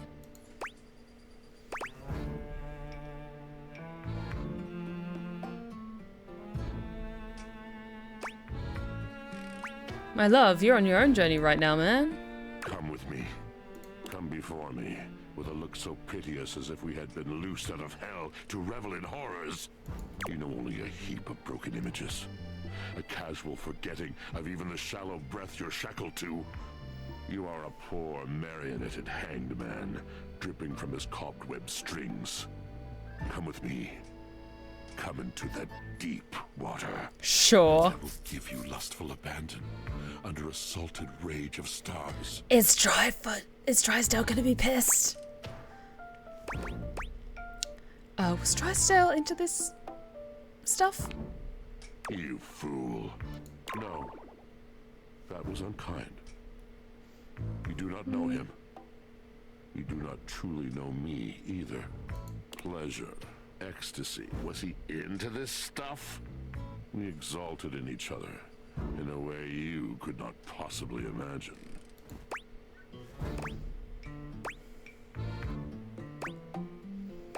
I'm happy for you guys. It just seems a little unrealistic. Unrealistic. Eee. Tragic lack of vision. You're not to blame. I'm sorry. How could you understand that kind of love? I could tell you a story to help you understand, if you'd like.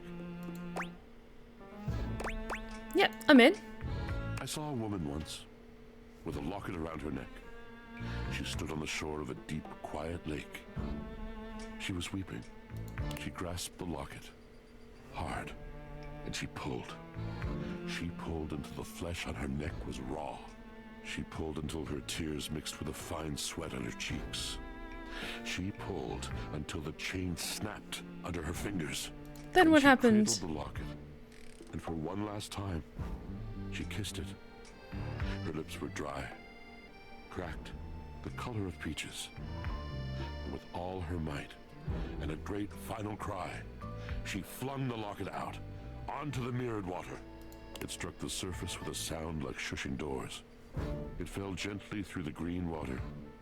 The chain trailed above the locket like a hand, reaching, longing for the retreating sun. You speak beautifully. It fell for what seemed like ages. She waited. When it hit the bottom, she felt it in her heart. The burying of the locket in the silk like the burying of the love forever in her flesh. She gasped and leaned against the trees.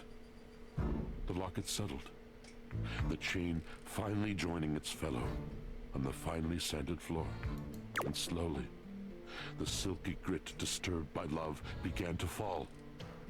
It rained down, it dusted the locket, and it obscured the locket, and then the sand buried it entirely. The woman on the shore could breathe again. Her tears were dry, her cheeks glittering with salt. She could no longer see the ripple of her presence on the water, and she turned and retreated through the trees. Oh no, Samuel, it's all good. Don't worry about it. Because it's also like on the phone, you can look up what stats, what characters will give you what stats. The locket was now so thoroughly lost in the sand that even if she had looked, she could not have told where it lay. This is what this love is like. For me, its fall was inexorable. Now it has been in this dark lake for so many years, I can no longer even see its outline. And still, it is everything.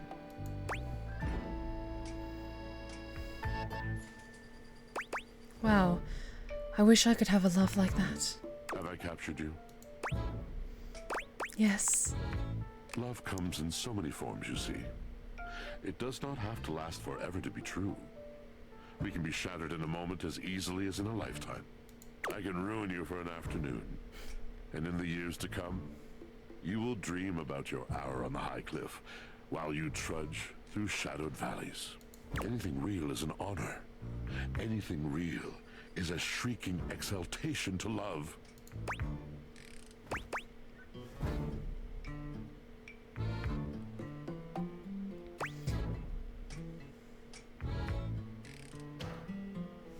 Anything real is quiet, true, and everlasting. Indeed. Now you must see, you must understand, that words are not just shapes on a page. Words are the conduit. Words are the channel. Through words, I can enlighten your mind. I can challenge your perception. I can touch your heart. Oh? Can you touch anything else? God damn it. I'm a poet, dear one. I can touch anything I want. Promise. Go right ahead. Tell me, do you know of Macbeth? I am very familiar with Macbeth. Wait, don't you mean like MacDesk or something like that? I mean nothing of the sort. I do not dabble in that drabble. I speak of the tragedy of Macbeth by William Shakespeare, circa 1606. Damn it. Oh yeah, I've heard of it. Heard but not seen it? Lived it? How disappointing. I've seen several productions and they're all good. I couldn't pick that option though.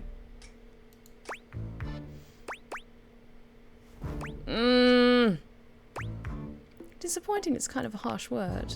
The first human I've had to converse with in God knows how long, and you turn out to be less engaging than that damn sock Drysdale used to spend his days losing. Sorry. Hey, that's rude. You don't know anything about me. Oh, don't I? No, you don't get to pass judgment on people just because they don't read the same books as you. Now who knows nothing? That isn't why.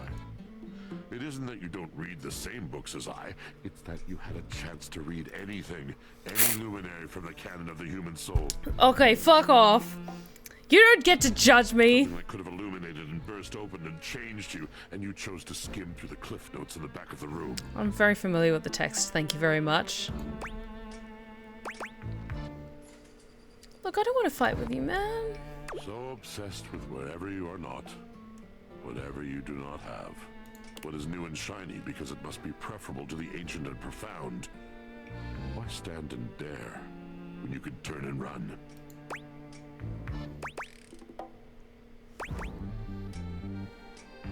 Look, whoever you're actually mad at, it's not my fault. My guess is you never really tried. There is another poem I think you might like. One that truly sums up our relationship. It's by T.S. Eliot. One of my personal favorites. Do you mean T.S. Eliot? This is the way the world ends. This is the way the world ends. This is the way the world ends. Not with a bang, but a whimper.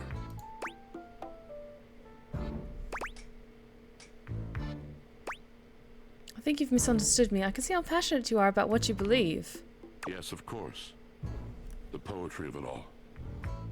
But please, it would destroy me to know that my passion was boring you. I have too many memories of that. Certainly not. Brightly lit eyes gradually fading. The mask of tolerance sliding over the once familiar features of a friend. It is a precious kind of heartbreak.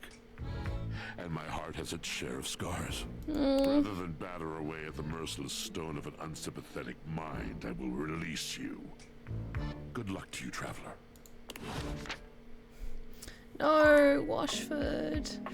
I'm trying to be smart, but I'm trying to increase my stats as well. It's very hard. I'm gonna speak to the Friar. Maybe he can chastise me into being smarter.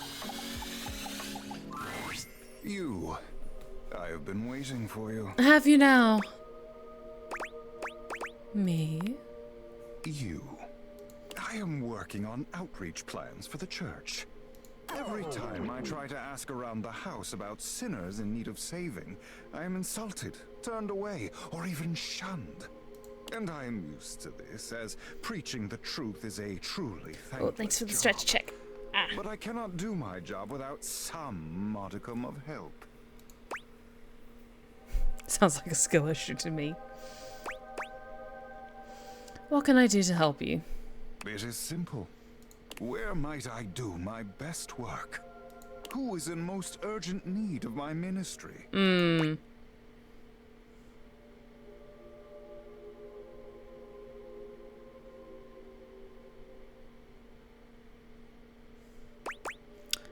Let's start with the kitchen for now. I cannot deny those two are in dire need of my help, but they are lost indeed. I would prefer to spend my time preaching to those who are more willing to listen at this point in time.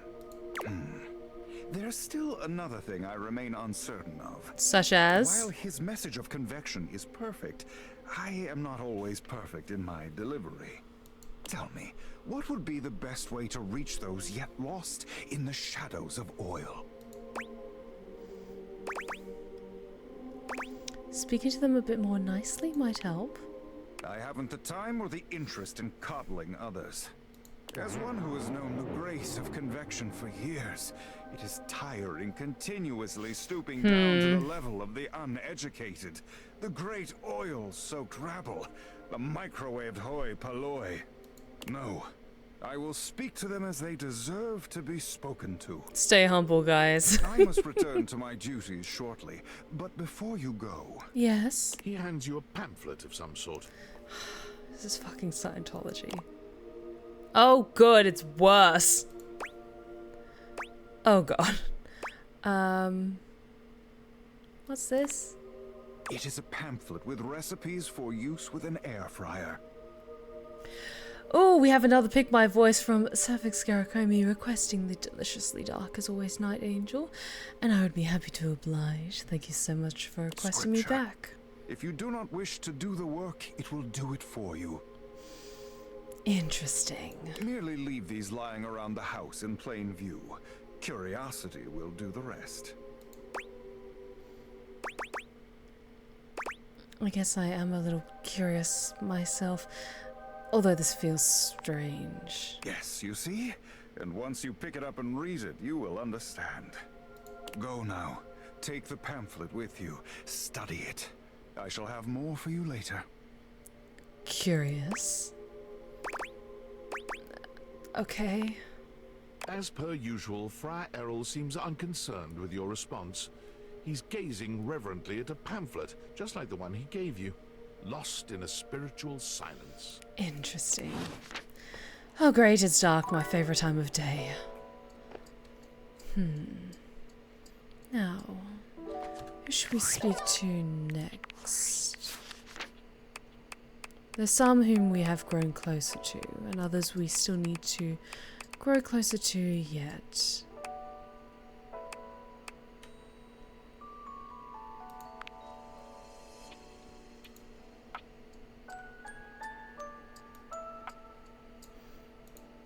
I think I've already connected with you, but you delicious beast.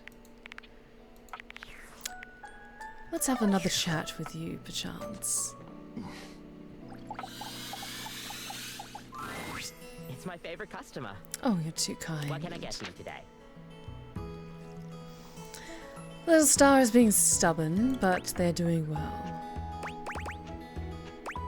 No, Affogato sounds lovely. I crave something sweet. Kofi flies into action, assembling your drink order with speed and skill. Alright. Here we go. One affogato. Enjoy. Is there anything you'd like to know about the affogato?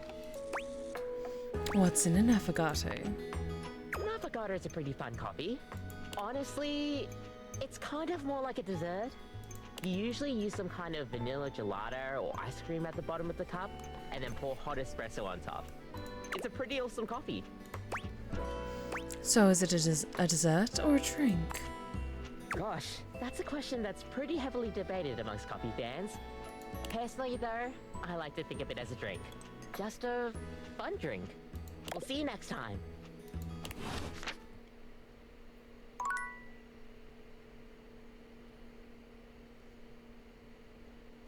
And now off to bed, to have lovely, sweet, relaxing dreams, I'm certain.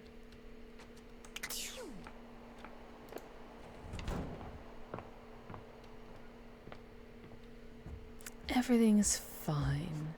Wonderful, delicious, and fine. You've come to expect Hello. Nightmare's unsettling presence, but there's no getting used to the shivers her gaze sends down your spine. I have my work cut out for She doesn't me. even bother greeting you this time, launching into your nightmare with no fanfare whatsoever. There's a house across the street from yours. There are many houses on your street, but the one across from yours, it's identical. In every way, even down to the two rocking chairs out front on the porch. You're sitting in the rocking chair, staring at your neighbor's house across the street. You realize you don't even remember when the house got there. You don't remember anyone moving in. She paints the scene beautifully. But it's a beautiful day to be sitting outside. So you try to relax.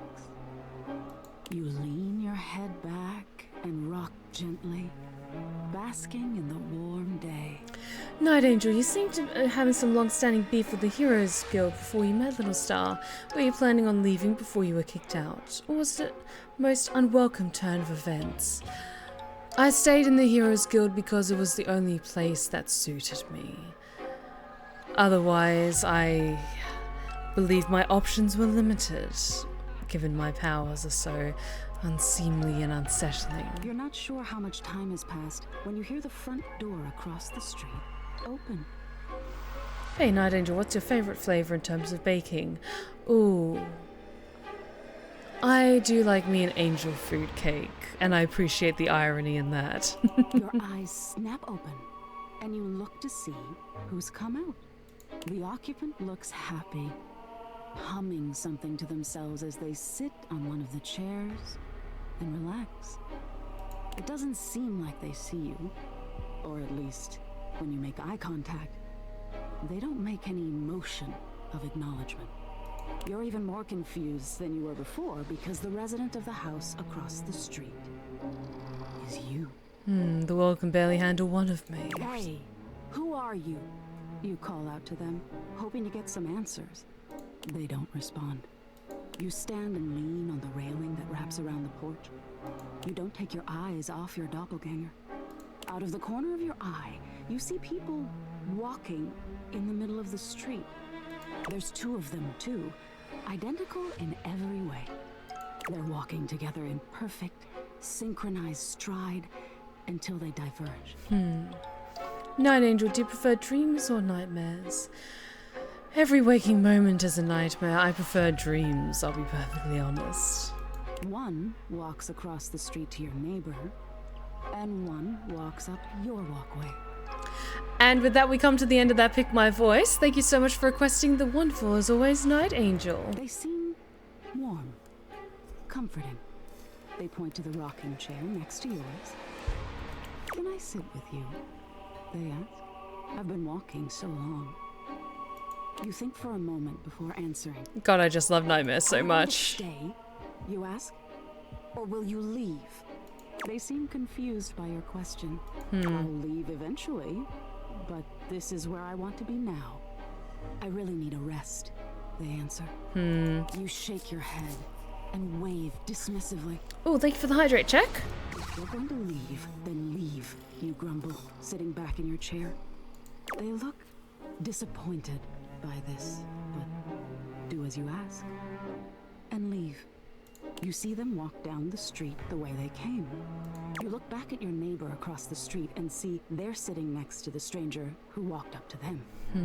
They sit and chat, laughing and giggling, occasionally glancing towards your house, but always returning back to each other.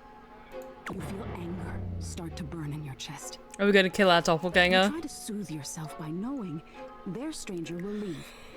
They won't always have something you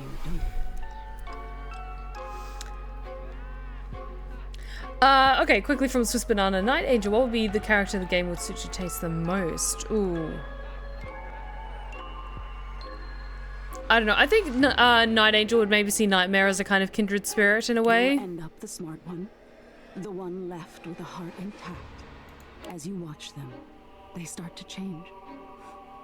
All of a sudden, they look older. Gray starts to come through their hair, and crow's feet appear by their eyes as they laugh and hold each other's hands. You look down at your own hands, seeing your own skin wrinkling. No, no, you say to no one. Wait, wait! You feel your strength drain and your heart slow. You start to claw at your skin, at your clothes, at your thinning hair. Looking back to your neighbors, they still look at peace. The stranger's form relaxes and eventually turns to dust. Your doppelganger looks bittersweet. They place their hand on the rocking chair their love was once in.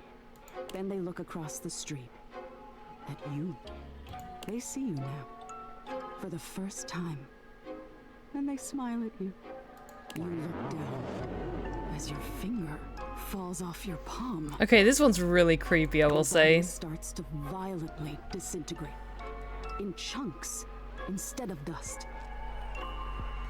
Yes, I thought so. And I was also curious if she would choose someone that is similar to Little Star. I will say with... I don't want to go into too much detail, but... I feel like I should save this maybe for like when I eventually do a Q&A, when I eventually do start making ASMR tales.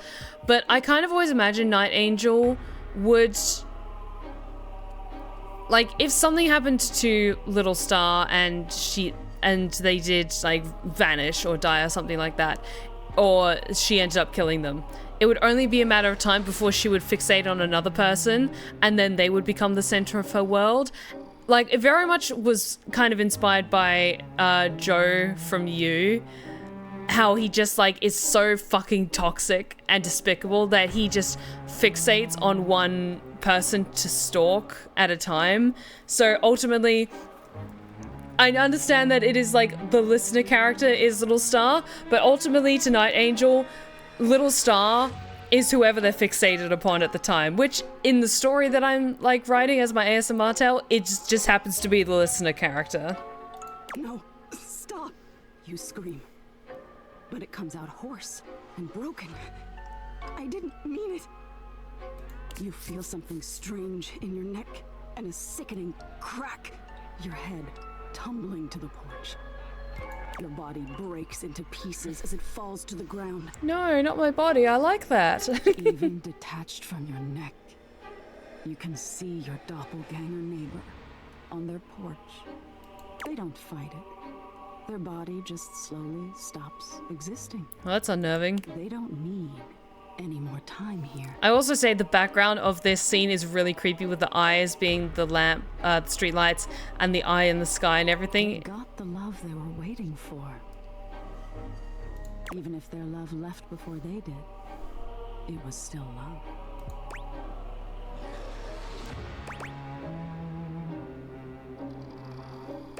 It's too scary. Why would you show me that? I'm sorry, my dear. Why do you think I wanted to show you this? Because you like me? Because I told you I was afraid of being abandoned. That's true, but what do you think this teaches you?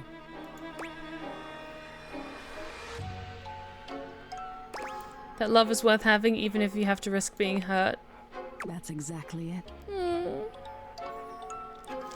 Satya, thank you so much for the 8-month Prime subscription. Thank you so much. Another month, another good decision. Thank you so much for your support, Satya. I really appreciate it. Thank you. Being open to love is such a vulnerability. But isn't it worth it? To be known and loved. We'll always be alone at the end of the day. We can't change that. Have you considered going back to just one ASMR a month instead of 2? A part of me has considered it, but honestly, I'm gonna see how things go. At the moment, making 2 ASMR tales a month works well with the workload that I can manage. If things like, if I need to invest more time in like voice acting or now working on my book, then I might scale things down for a month or something like that. But at the moment, it's manageable for me to make 2 a month. But we can decide whether we've been known and loved. Now get some rest. You deserve it. Can I get a head pat too, please? Oh. Wife. I love my spooky wife. Okay, we've unlocked love with demons, so interesting. Here, do I still have to connect more? Oh, things are going great, Satya. Thank you for asking.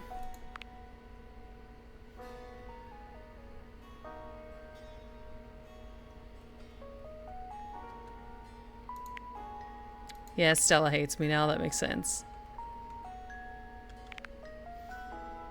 Okay. Curtain rod, I haven't really gotten close into yet.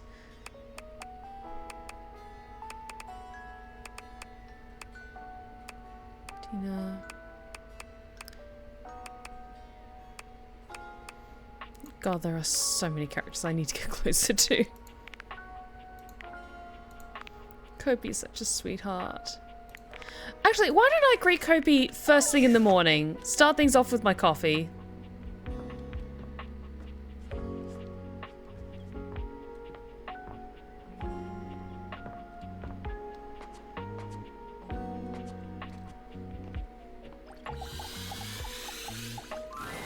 It's my favorite customer. What can I get for you today? Let's go with the latte. Sure thing.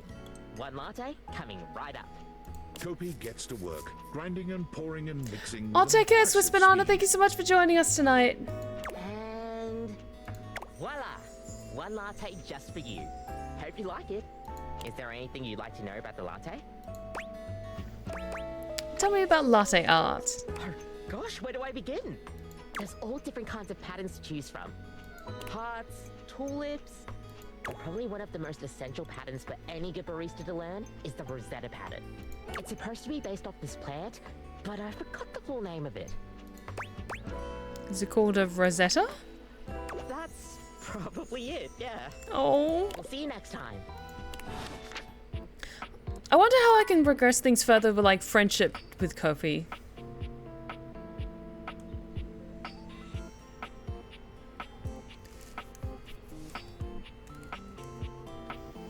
How's the mental status of Night Angel right now? I will say I'm no longer doing the pick my voice. Like, I'm happy to answer occasional questions, but honestly, you could just listen to the latest episode or latest chapter, I should say, to get an idea of where her headspace is right now. You wish to continue going on practice dates with myself? Yes. Yes, practice dates, Dasha. Here are the potential locations for these dates. A bowling alley? Here we are at the bowling alley. It is time to rent stylish bowling shoes. We are approaching shoe counter. The clerk looks us both in the eye and asks what we need. What will you do?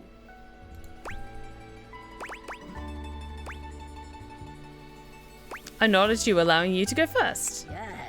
Yes, very good. No judgment or embarrassment. Feet are only feet after all. It is not the size of the foot, but the amount of ass kicked that counts. Correct. Excellent. Simply excellent. It is time to use ancient bowling alley computer to input our names in time-honored bowling custom. What do you put for our names? Ass. But an ass. Cute nickname for each of us. Oh, yes. Adorable. Sweet. Just lovely. This is excellent move to begin date. You will capture my... the date's heart in no time. Sure. We are bowling, and you've just hit strike. How do you react? I high-five you. Yes, very good. A high five is always welcome in such a situation. You can allow your date to appreciate your strength while celebrating your victory in a considerate way. Like a lady. Very good. You are becoming quite the charmer. There is always more to learn. We will continue next time. See ya. See you again. Okay, why don't I try speaking to my chair now? Is this a good time? Oh, coming! Hello. Sorry for any confusion. I'm currently working my day job at all 5 restaurants and bars in the house. It's hard being an actor. Coming! Stop by for another night of some theater. Makes me wonder where I should go for our next conversation. Let's check in with Lyric. I've written it! The tome! Oh, have you now? Pretty heavy, but worth the effort. Okay, very cool. But it's not enough that we've written this.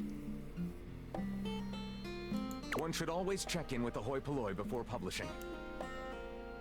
So, I've brought along my favorite friends to bounce ideas off of. Oh? Who? The wall, ceiling, and floor, of course. Oh, goody! Who else would be a support group, darling? That's fair. Here it is, my very own book, written by myself with help from the human. You're welcome. And the name of the book is... Why, you can read the name on the book itself. It's just always nicer when the one presenting says the title out loud. I can't. It isn't right. You say it. Me? Why would I say it? Florence? Oh, I'm not good with crowds. Everyone's so pretty. Thank you for saving me the trouble, Wallace. Let's begin. This book is... Is it a steamy mystery romantic? splendid. Thank you. Very much enjoyed reading it. Wall. Perhaps it is not true literature, but it should sell quite well in today's marketplace. Thank you for your support. It's what we do best, Lyric. Oh. Well, should we go ahead and publish? Yes. Absolutely. Marvelous. I'll submit this to Mac right away. Okay. Hey. Poke. Here you are. Hey, Hector. You keep coming back. I can't. It is something of a surprise to me. I've wanted you for so long, even just to speak to you, and now I have it. Somehow it feels wrong, like I'm going to lose it. Surely, if you're lucky enough to get the thing you've always wanted, you cannot be lucky enough to keep it. Is it enough to have each other for just a short period of time, though?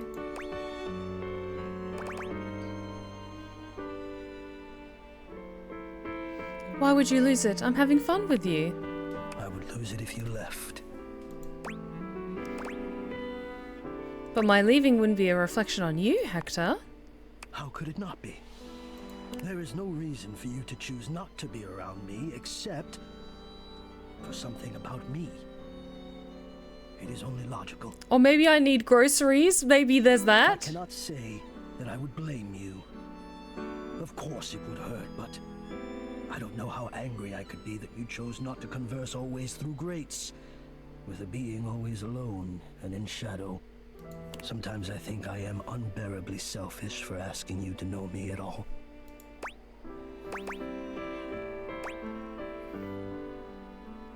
It doesn't always have to be through grates. Don't you live in the attic? The attic? I do. You're not suggesting you would come to the attic, are you?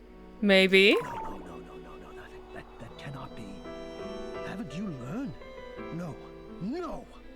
I'm afraid of what you might think if you saw me. You're right. I am in the attic. The real me is in the attic. I must get to the attic. But we have something here. We could have something real. It would break my heart to think that all that could be lost in a single moment of laughing or pointing or even a disappointed cast to those beautiful eyes of yours. No, I couldn't bear it. And I won't. Come back to me here. Only here, do you understand? I'm going now. And where I go is only for me. Okay. Eventually you'll come around. I know it.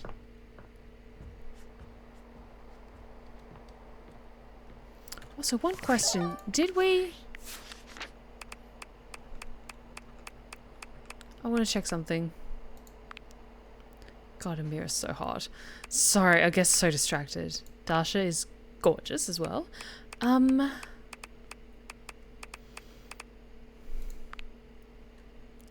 just want to see, does it highlight if we've unlocked something? I don't think so. Because that's just... It was orange. That's also orange, but that's also smarts. And that's pink. I don't think it highlights in any different way if you've fully unlocked it or not. I'm assuming it's just like if you have one of the lovely clusters beside it. But I think I'm gonna start trying to prioritize like certain characters and get closer to them, maybe? Let's see.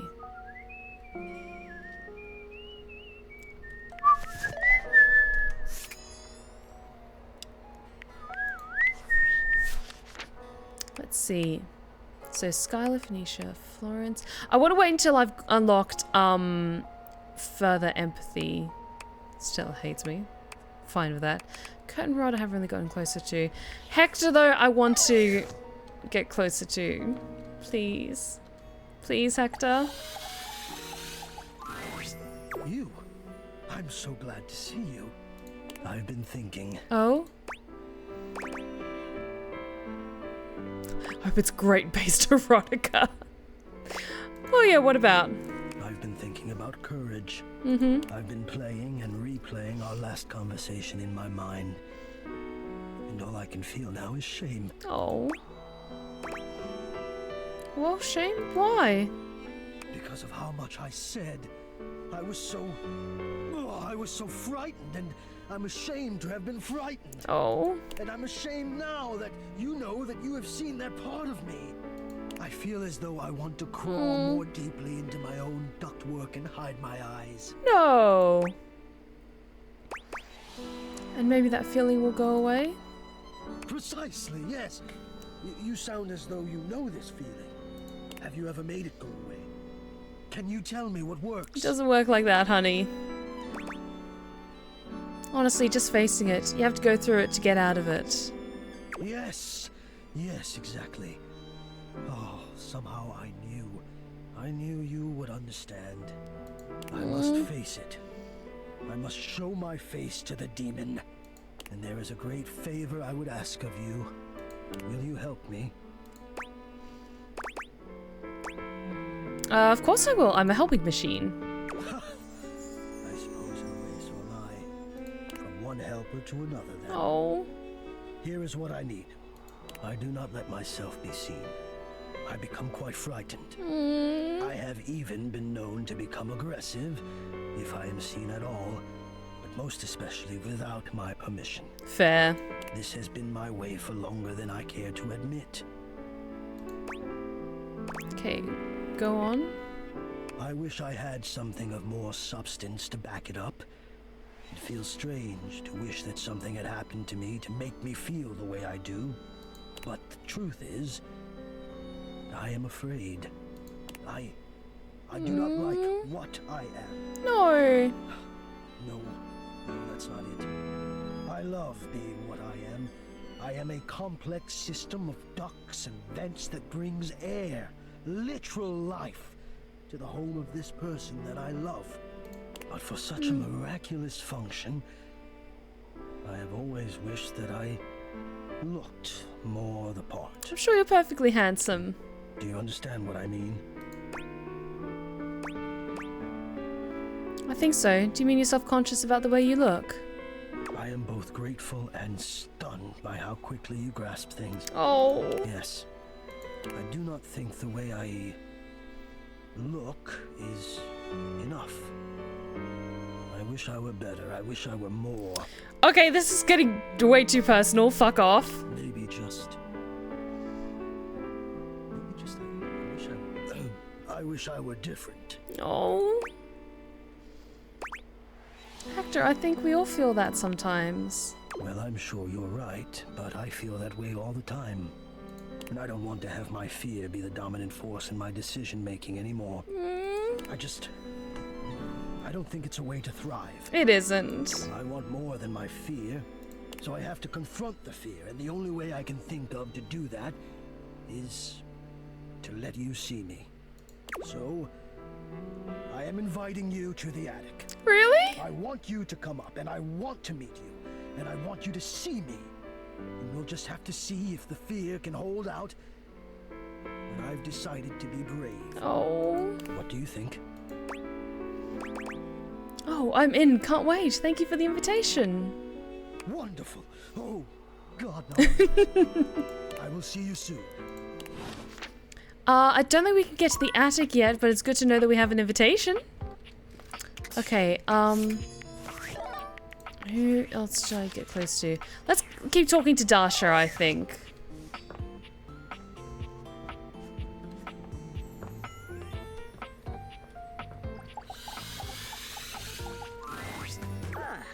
You wish to continue going on practice dates with myself?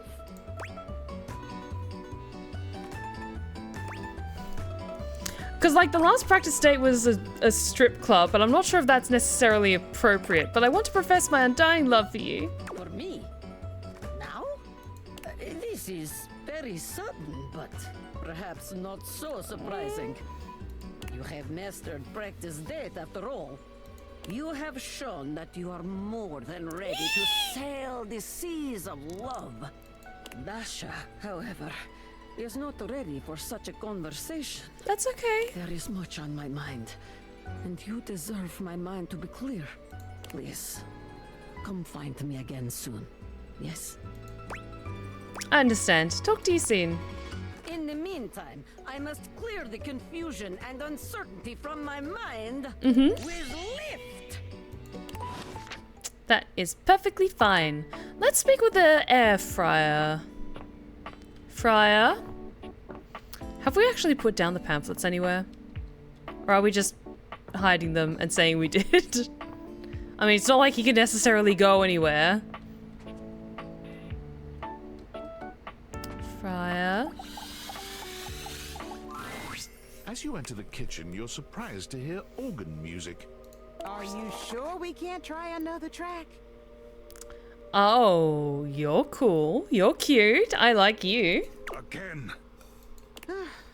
You got it.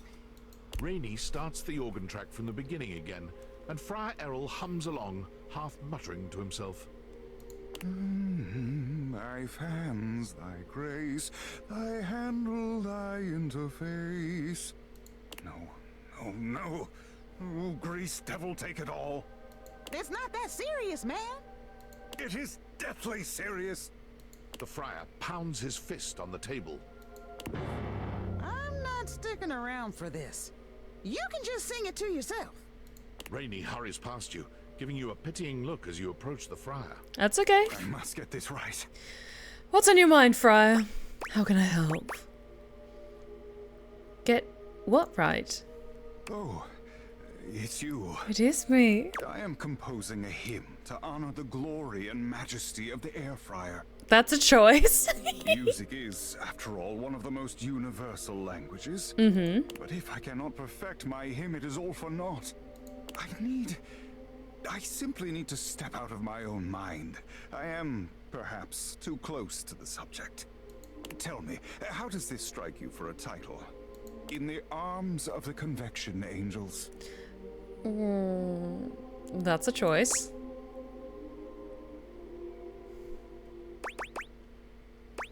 I think you can do better, though. Better is not a helpful critique. But since you are unable to provide me anything actionable, I must revisit it without you. Now then, for the chorus. Should I extol the virtues of the friar's purity, its efficiency, perhaps both? Or should I mention its affordability? All of the above. Don't leave anything out. Yes, I suppose there is room yet if I compose creatively. And finally, for the finale, perhaps I should light a candle? No, too old-fashioned. Perhaps I will time it to incorporate the dignified beep of the friar. Sure.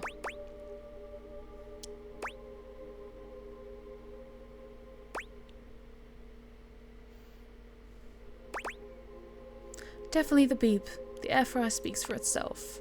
Yes, yes. The grace of its beep, the flash of its most holy light. Yes, the beeping must be our grand finale. I've but one last thing to ask of you.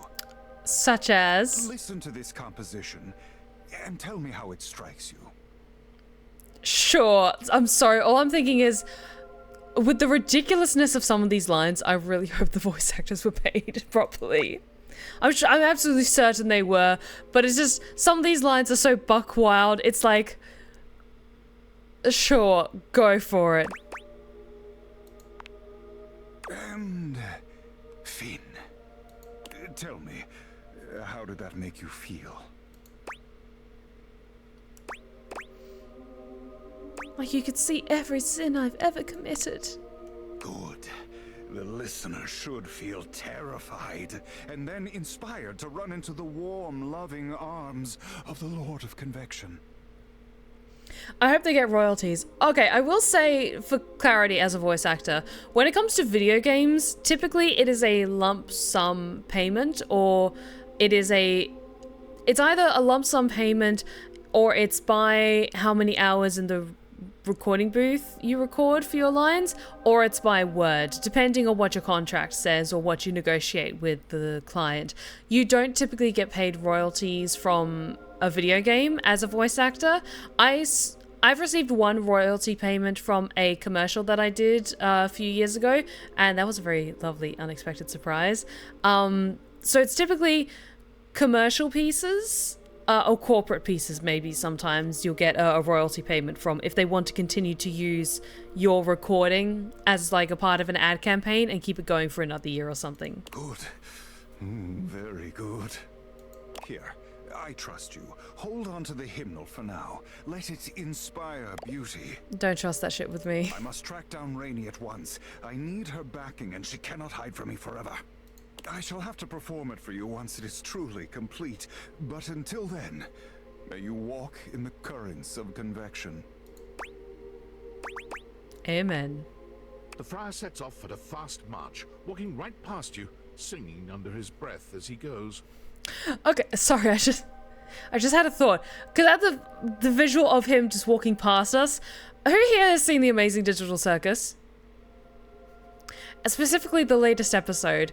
So we're having our glasses on, and with all these interactions with our appliances, like picking one at a time, bringing them to life.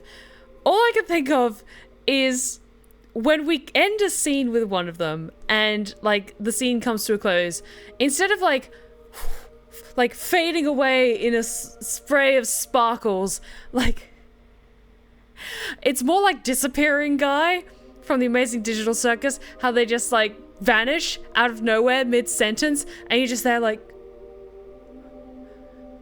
what just happened?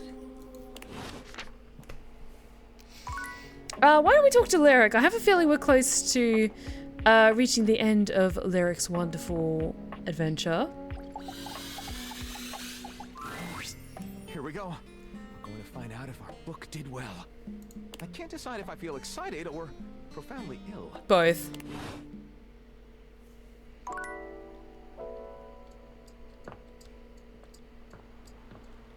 Oh, was that it? That was very brief. Who have I not really talked to a lot? That I want to get closer to, maybe. Oh, why don't we chat with my beautiful bed, because she's gorgeous. Hey there. Hey, Betty.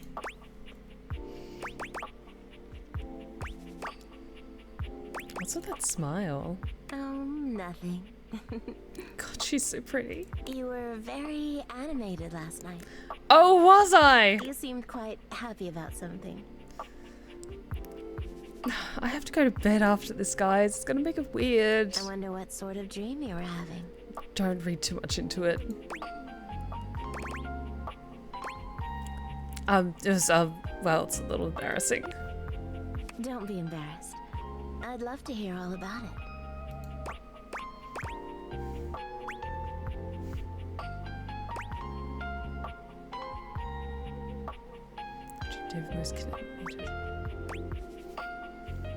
I was starring in the hit TV show Flame of Bones.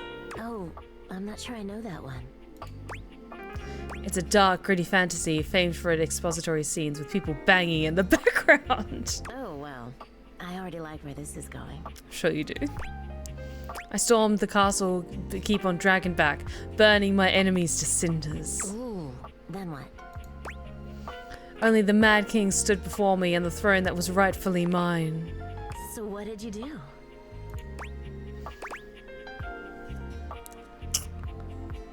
No, because I don't want to go that far with my streams. I'm a lady after all. I had my dragon roast him. You didn't seduce him into giving you the throne? Oh. I'm sorry. Still though, what a fun dream. I'm a little jealous. You're lucky to have such fun and sexy dreams. I can't say I've been so blessed.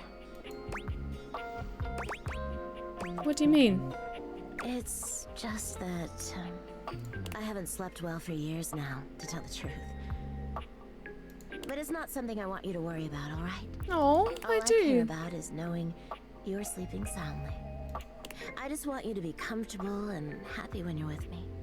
I hope you're satisfied. I am. I'm so happy to hear that. I could talk to you for hours, but I'm sure I've taken up enough of your time. No, I want to keep talking with you, Betty. Well, here's to pleasant dreams for both of us tonight. See you then. See you tonight. Also, one thing I want to point out is...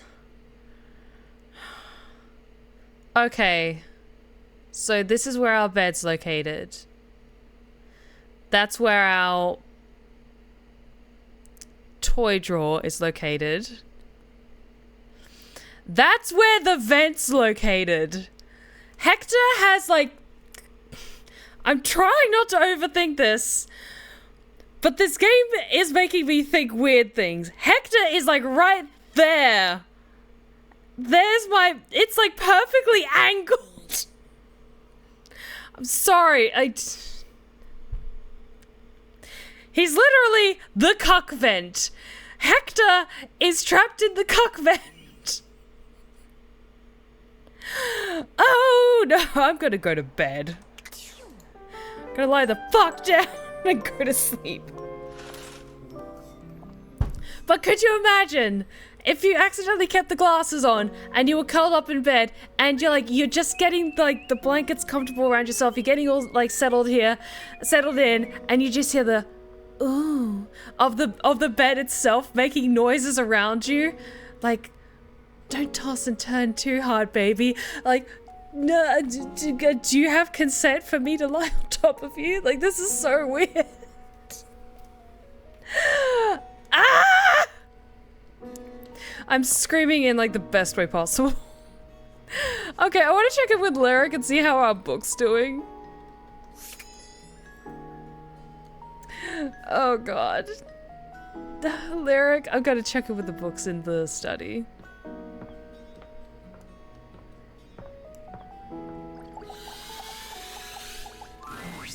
Here we go. We're going to find out if our book did well. You said that last I time. can't decide if I feel excited or profoundly ill. Yeah, you did that again. Where is it? Is it like a particular book I should be looking for? What am I not doing right with Lyric? Let me check in with Dasha as well. See if sorry, Dorian. If they've had enough time to think. You wish to continue going on practice dates with myself? I want to profess my undying love for you. For me? Now? This is very sudden, but perhaps not so surprising. You have mastered practice date after all. You have shown that you are more than ready to sail the seas of love. Dasha, however, is not ready for such a conversation. Okay. There is much on my mind, and you deserve my mind to be clear. Please, come find me again soon. Yes? Sure thing. Talk to you soon. In the meantime, I must clear the confusion and uncertainty from my mind with lift. Okay, cool.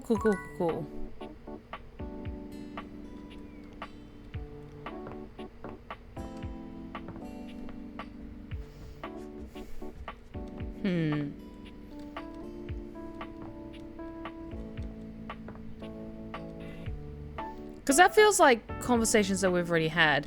Let's talk to Betty again. Betty reclines luxuriously on the bed when you first see her. Thinking about how your bed can be lying on the bed makes your brain start to short-circuit, but some way or another, it's happening. She looks effortlessly comfortable and luxurious, but her expression is more pensive than anything. She smiles when she sees you, sitting up and patting the blanket next to her. I was just thinking about you. Were your ears ringing?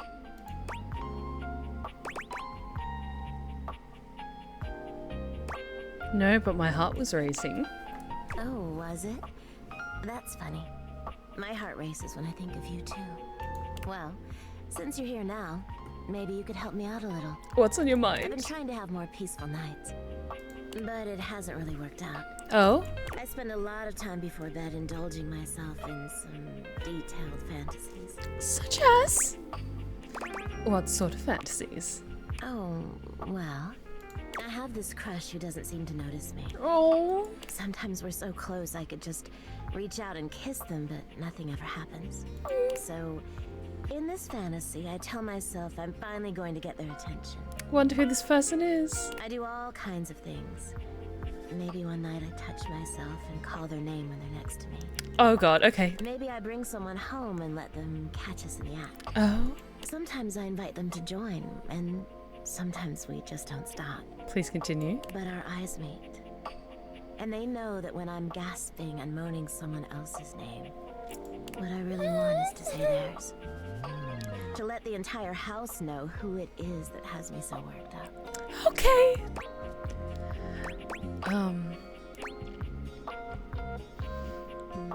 No one in their right mind could ignore you. You are so sweet. Unfortunately, it is entirely possible. But thank you for saying so. I've got all sorts of fantasies queued up every night. God, she's so hot. But no matter how much material I feed my brain, I never seem to carry that blissed out warm feeling into my dreams. I tried getting into lucid dreaming for the longest time, actually. I practiced for years. But it never worked for me, not once. That's really too bad. It is, isn't it? But I guess it isn't necessarily a fix for my problem. Just would have been nice to have that in my pocket for when my dreams turn dark. Well, my lucid dreaming attempts are long behind me now. Oh? I do wish I could get a little peace at night, that's all. It's okay, we'll figure out a way. There are plenty of other ways to sleep soundly. Yeah, you're right. I just need to keep trying. Well, what can you do, hmm? Maybe I'll take up meditation. That works. See you tonight then? Can't wait. Me too. God, she's so hot. Just trying to still be so respectful, but she's so hot.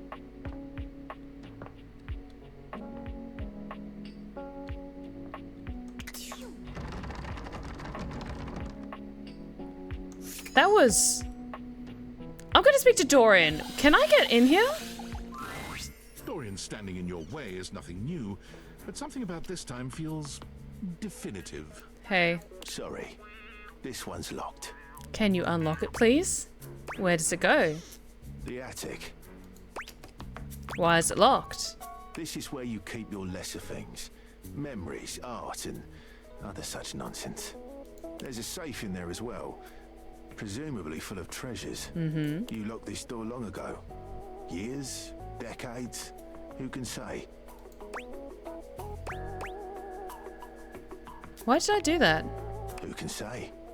Until you find a key, I will remain locked. Okay, fine.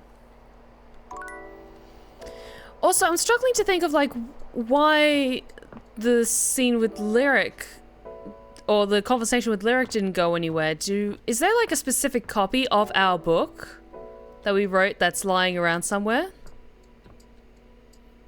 Because there's the romance book again.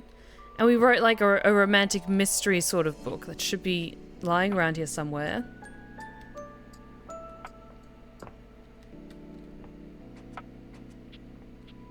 But I haven't seen it anywhere, that's the thing.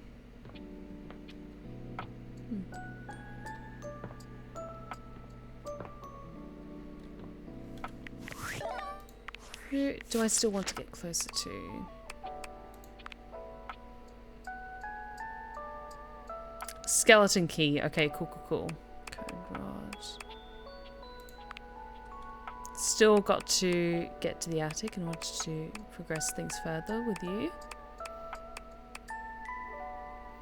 Why do I go speak to Michelin? I haven't spoken to Michelin in a while.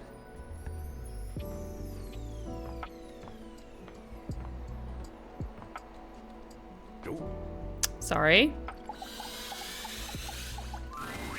Ah, my faithful companion. Care to join me for another review? Of course, darling. I'd love to.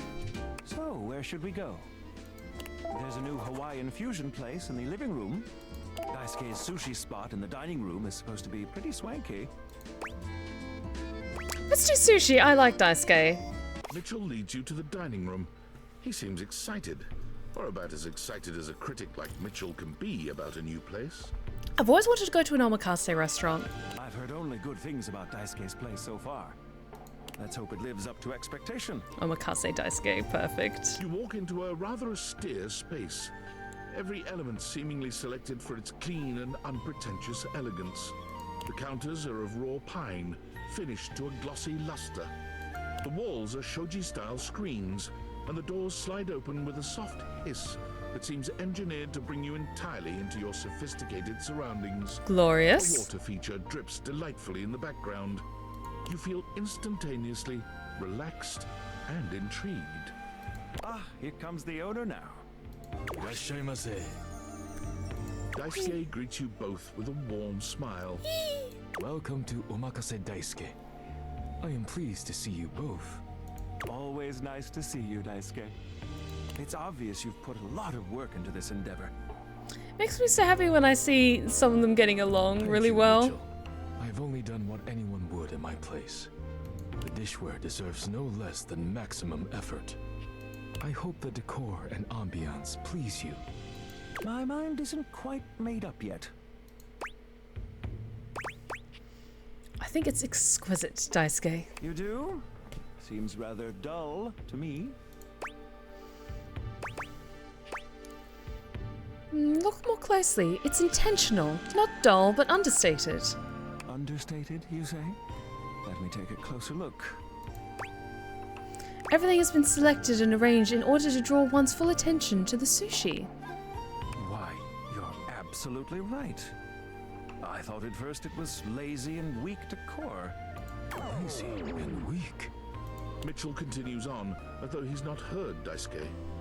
But look around you. Perfectly clean, lighting muted but warm. This wood shows the signs of a master carpenter. These chairs have been selected with painstaking care. And as I listen, I detect the subtle dripping of water from a waterfall pond. That is only Sinclair's chronic drip. But I thank you all the same. I feel almost as if I've been transported to the Tsukibayashi Jiro. Delightful, simply delightful. Let's move on to your speciality, Daisuke. What are we to make of the settings? Before we begin, I am obligated to tell you that Scandalabra's stories about the silver are damaging lies and not to be believed. Still need to meet you. Believe the Scandalabra? I'd sooner let Sinclair process an insurance claim for me. I'm glad we are all in agreement there. Now let's have a look. We appear to be missing chopsticks.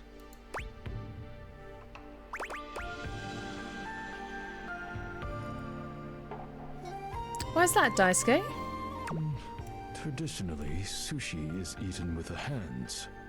All right, let's get down to business. I'm starving. I could really go for some sushi As the right name now. suggests, we offer only omakase.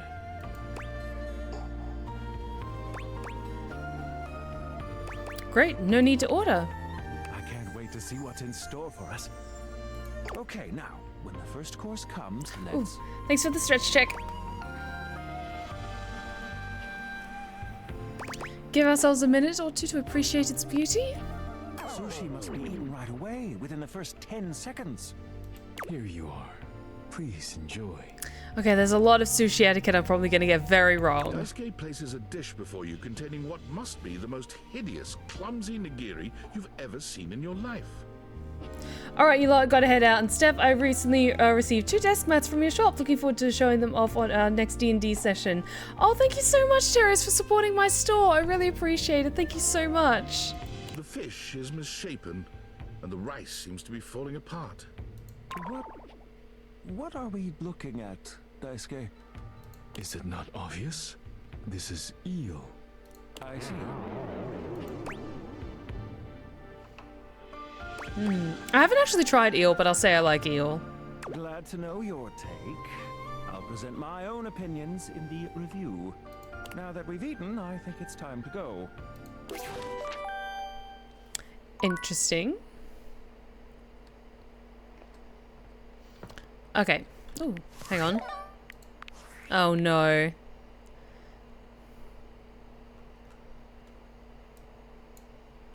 Attention, jackasses!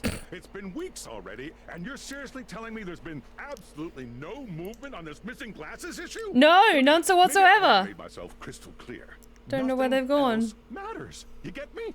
Your expense reports, corporate retreats, PowerPoint presentations, I don't care about any of it. This is your one and only priority. You find me those glasses if you gotta burn this whole worthless rat trap down to the foundation, and do it now! Secretary Dawson at the Pentagon is breathing down my neck, and his breath stinks like flaming garbage! You think shareholders are bad to piss off? You do not want to screw with the U.S. Department of Overseas Violence, get me? We're all gonna end up buried alive in some desert somewhere. Find me those glasses now! And who the hell came up with the 15% off transparent items promo?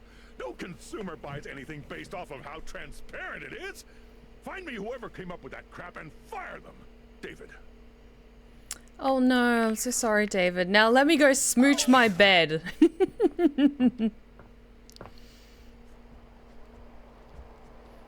Oh, I had an idea. We, like, okay, because I've been very confused on not being able to find, where Lyric's book is. I think it's because we need to find a newspaper. Because surely reviews are posted in a newspaper or something like that. But I don't know where I would find it. At least that's what logic is dictating to me to look at. Oops. But is there one around here somewhere?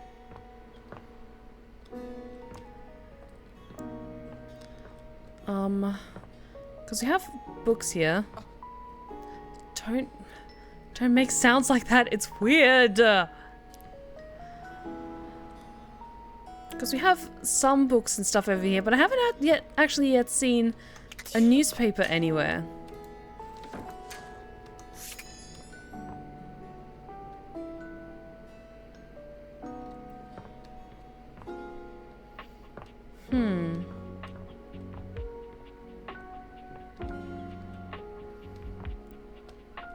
Am I wrong with that line of logic? I don't know if I am. Because that's... I don't want to just click on another book and then get Lyric's same response as last time. That feels wrong somehow.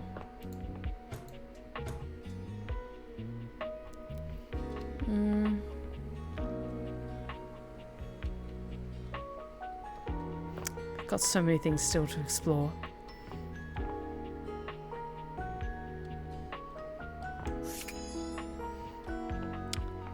Let's leave Dasha alone for a little while, I think. Let's speak with Betty.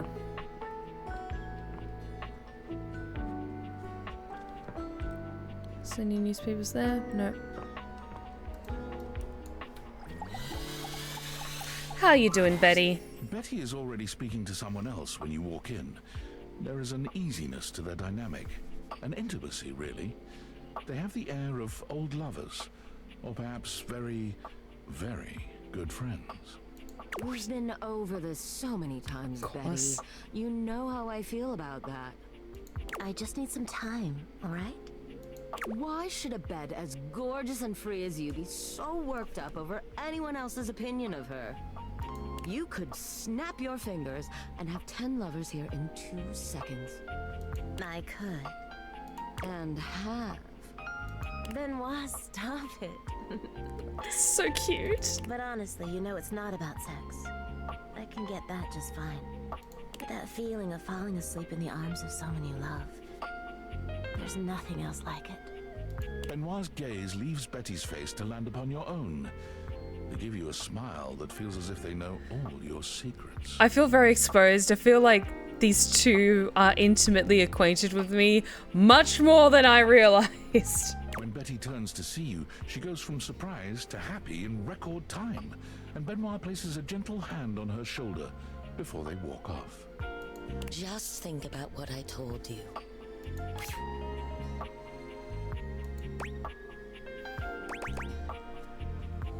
Are you two... Are we what? Sleeping together? Of course. I mean, yes. Benoit and I are just very good friends. With benefits, of course. Of course. It sounded like you were lonely. Well, sure, though, gosh. I wish you hadn't heard that. It's just a really specific sort of loneliness, you know? I'm sure you didn't come here just to hear tales of my sex life. What can I do for you, honey? Did you want to relax? Maybe take a nap? Can I just play on my phone for 2 hours while we just cuddle, please? That sounds really nice. I was hoping to get to know you better, actually. Get to know me better? Well, why? God, she's hot. Shouldn't I know the person I'm sleeping with every night? Oh, I don't know. It can be hot to sleep with someone you know nothing about. And of course, some people fear intimacy. And getting to know people is a step on the road to intimacy. Well, you know what I am, what I do. You know I'm a free spirit. What else can I tell you about me? Tell me what's keeping you up at night.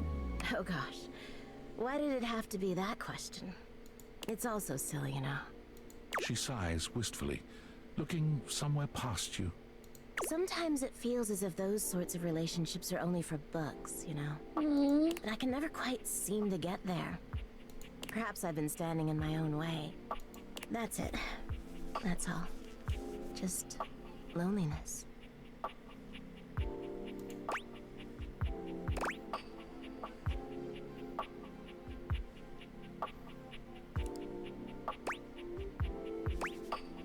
Why not just, why don't you just confess to whatever it is you're so into? Haven't you ever been afraid of ruining a good thing? That's fair. I'm just not ready yet. There's an undercurrent of sadness in Betty's eyes. Oh. Something much bigger weighing on her that she seems uninterested in divulging.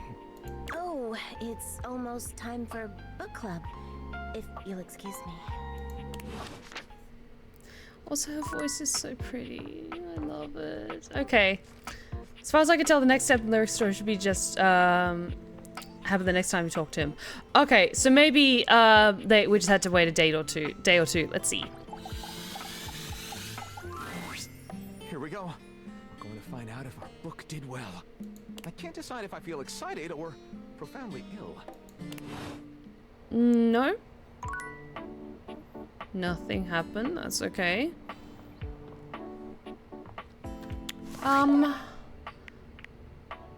Let's have a look at the rumors side of things. Finds fragile friend all over the kitchen.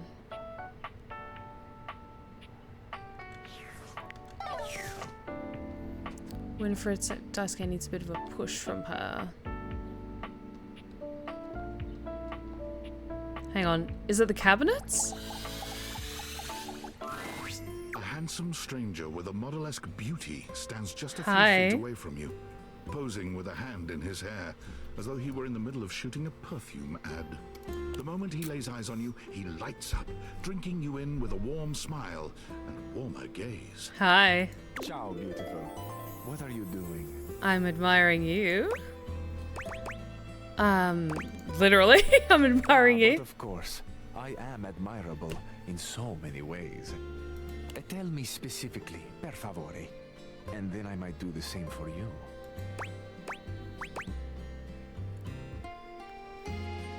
That jacket, your shoulders, your smile. You have excellent taste.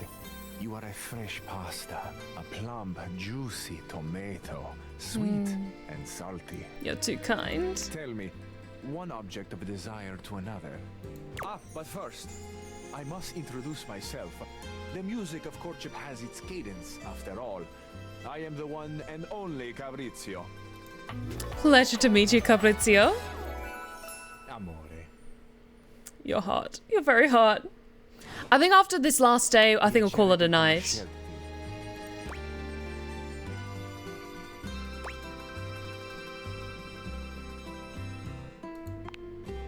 Aye, Degno di nota.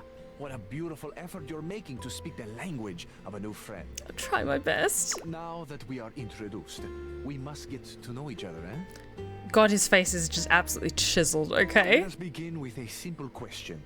Un aperitivo. Do you, and And so much is contained within your answer. Have a favorite flower? I do. I do, in fact. Ah, tesoro bellissimo. Of course you do. A vibrant heart must have a love of nature. Picture it. I will try to guess what it is. Take a wild guess. I see. Amore, what a rich and colorful mind you have. It is a pleasure to me to be inside your eyes, seeing all your nooks and your crannies. That's one way to put it. I have crannies. Ah, do you ever, amore? Exquisite crannies they are. I feel so And exposed. somewhere buried in one of them, like a golden treasure waiting to be found, is this flower in your mind. I see red. No, not red. Oh, amore, how specific you are. I do see red. And also I see orange, the color of sunset. Continue. I see blue, the color of the ocean at night, or the sadness at the bottom of your eyes. Do you see a whole rainbow in there? I see yellow and pink, the colors of the wings of the lefate, glimmering in the early morning light. Okay, also, this also is my brain overthinking things, but all I can think of is while I'm being, like, gently serenaded by Fabrizio, I also kind of imagine that maybe he's, like, I'm kind of, like, up against the counter as he's, like, really quiet in my personal space talking about this, and as I kind of lean up against the counter, I hear a oof of someone else, and I'm just like, this feels... I'm literally surrounded by, like, a rock and a hard place, and both of them have opinions. Amore, so powerful is your mind, sending this vision to me. I can even smell this flower. Okay. It's a little spicy. It's earthy and yet light. Smell is such a powerful sense, amore. It is the sense that goes most directly to our memories and our hearts. That's true. What a gift you give me, amore, with this aroma. You are thinking your most favorite flower is Uccello de Paradiso, the bird of paradise. I mean, that is a beautiful flower.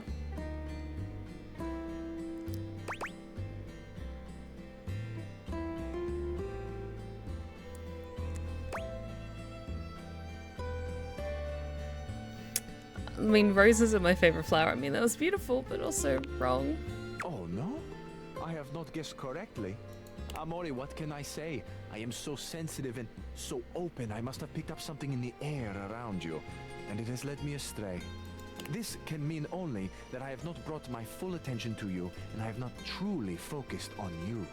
For that, I offer my humblest apologies. You are deserving of all of me, amore, and I shall not fail again. Apology accepted. Thank you. I feel I should tell you also. It may look as though I have something of a hard exterior. I have heard before, though not from lovers, that I can sometimes appear closed. Shocking. But let me assure you, nothing could be further from the truth. I am open. I take great pleasure in being so, open to the world, to experience. I am open to you, amore. Will you grant me another gift? Sure. Will you share with me more about yourself? What do you love? What makes you cry? What inspires your passion? Sure, why not? Wow, those are some big questions. I love the big questions. I love the small questions. It is the finding out about each other, sharing your hearts that brings the spice and sweetness to life. Correct. Might I suggest that we savor these questions over dinner? I shouldn't be blushing, but sure. Then we have a date. Absolutely. Bellissimo. La buona fortuna smiles on me today. Why did they make him so hot? I'll be counting the minutes. I will await your pleasure, amore. Ciao to you for this moment, mia stella nuova. Where you go now, take with you the passion of Fabrizio. Why is, of all things, the cabinet so smooth? Like, goddamn, Fabrizio. Okay, so I'm feeling like Dasha and Lyric are bugged, maybe, because we've had 2 loops with both Dasha and Lyric. I'm gonna just try talking to other people for a hot second. Let's see. Who have I not really developed things further with just yet?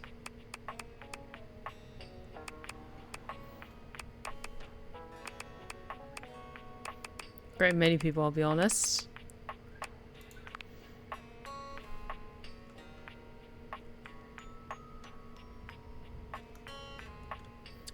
Could talk to Michelin. I think we're getting close to maybe getting friendships with Michelin. Fabrizio, modest and passionate Italian beauty. He's eager to get to know you better. Come and see him soon for a date or just more conversation. God, he's hot. Actually, no, we haven't spoken to Friar Errol in a day or so. Let's see what that's up. Let's see how he's doing. Friar? The last few times you've heard Friar Errol before you've seen him, but the friar is unusually quiet today as you approach. It soon becomes clear why, as he's got his head down, reading something from a book. The smell of something fried fills the room. How's it going, Friar? If it is preaching the word of our Lord of Convection, then it is going beautifully.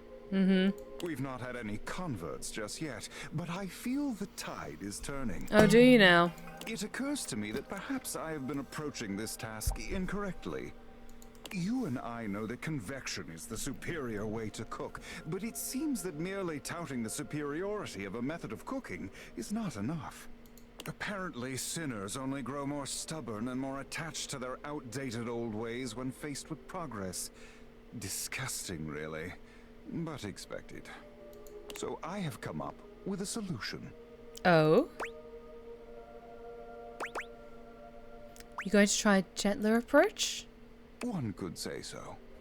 I have decided to allow the food to speak for itself. Good plan. I procured potatoes from Food Fetch and prepared my own French fries.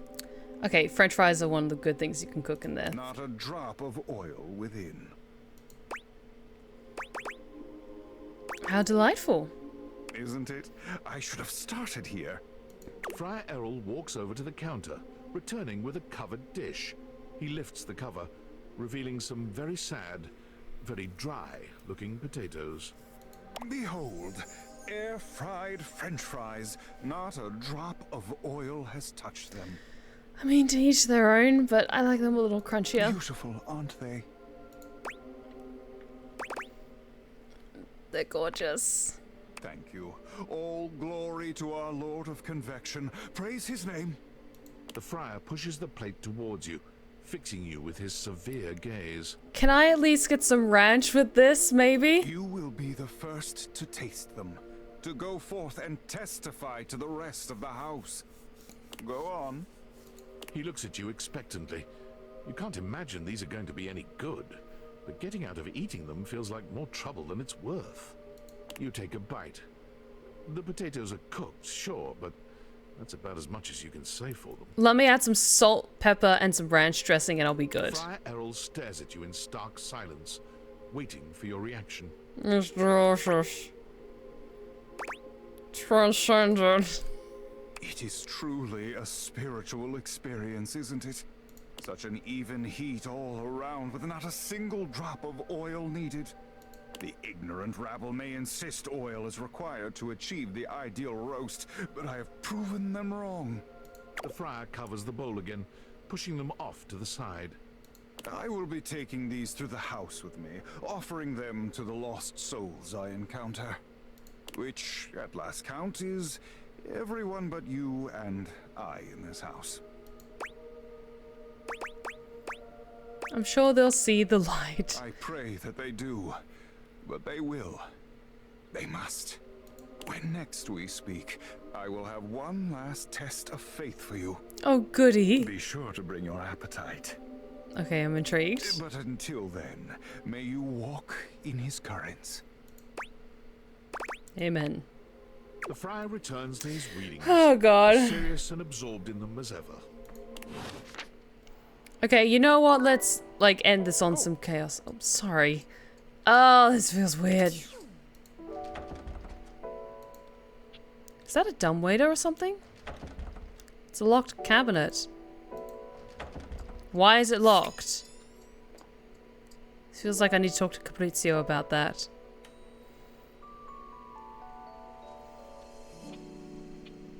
Why do we speak to Michelin?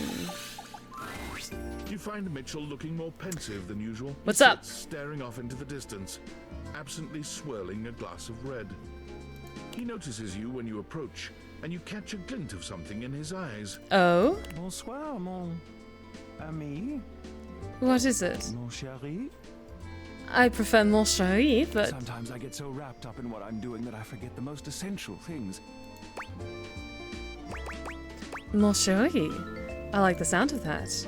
Yes, well, you've been on my mind. I wanted to ask your opinion about something. Oh? Anything? Do you think there is a connection between food and love? Yes. Specifically, do you think that by eating with another, delighting in delicacies, appreciating the ambiance of a fine establishment, engaging in pleasant conversation and the elegant dance of table manners, can these things make love? Honestly, in this game, anything's possible. They are themselves an act of love. An act of love. Do you mean to say that love is created by what we do? This is a beautiful sentiment, and one that goes straight to my heart. He's pretty. Do I return like soon, Mitchell. yes? I must say, I am eagerly awaiting our next rendezvous. I have begun to find you rather entrancing. He's so But pretty. tonight I need some time with this glass of wine. That is to say, time to be with myself. Interesting. Okay, I think that's everyone for today. Okay, yes, let's go to bed. Still feels weird bumping into things. Okay.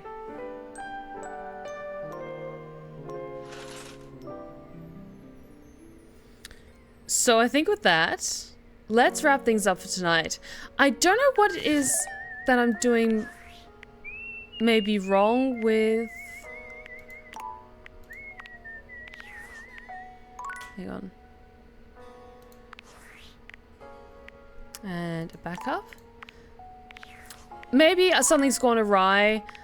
Or maybe something that's as simple that I just need to load a previous save or something like that. But we will see next time. Hopefully things will be fixed by the time we return to this next week. But let's wrap things up for tonight, my lovelies. Do you want to hint on how well you're doing? No, I'm good. I'm happy just exploring this game. There's still much that we still want to do, so it's all good. I'm not heading towards any particular progress point. I'm just enjoying exploring and developing relationships with some of our lovely cast of characters. But let's wrap things up for tonight. Thank you so much for joining me, my lovelies, for more of Date Everything. This game is so much fun. I'm having such a great time with it, and I hope you all are as well. I hope you can all join me on Wednesday, because we will be exploring the DLC Couples Therapy in Vampire Therapist, and on Friday, which is probably going to be a shorter stream, and we're going to be just wrapping up the last little bit of Cage of Roses. But until then, thank you so much for joining me tonight, my lovelies, and if you've been lurking in the shadows and you like what you've seen so far, then please consider following. We would love to have you back at the Blue Respite. You're welcome anytime. Be sure to check out my other socials that are popping up in the chat right now, including my 2 YouTube channels, one for my ASMR tales and the other for my Twitch VODs, and my Blue Sky, my Insta, and my TikTok. I also highly recommend, if you're interested in updates about my book and my writing process and everything like that, then I highly recommend following my TikTok and my Insta in particular, because those are the ones I'm going to be updating the most on with fun behind the scenes stuff. But thank you so much for joining me tonight, my lovelies. Let's see who's currently live and we can go say hello.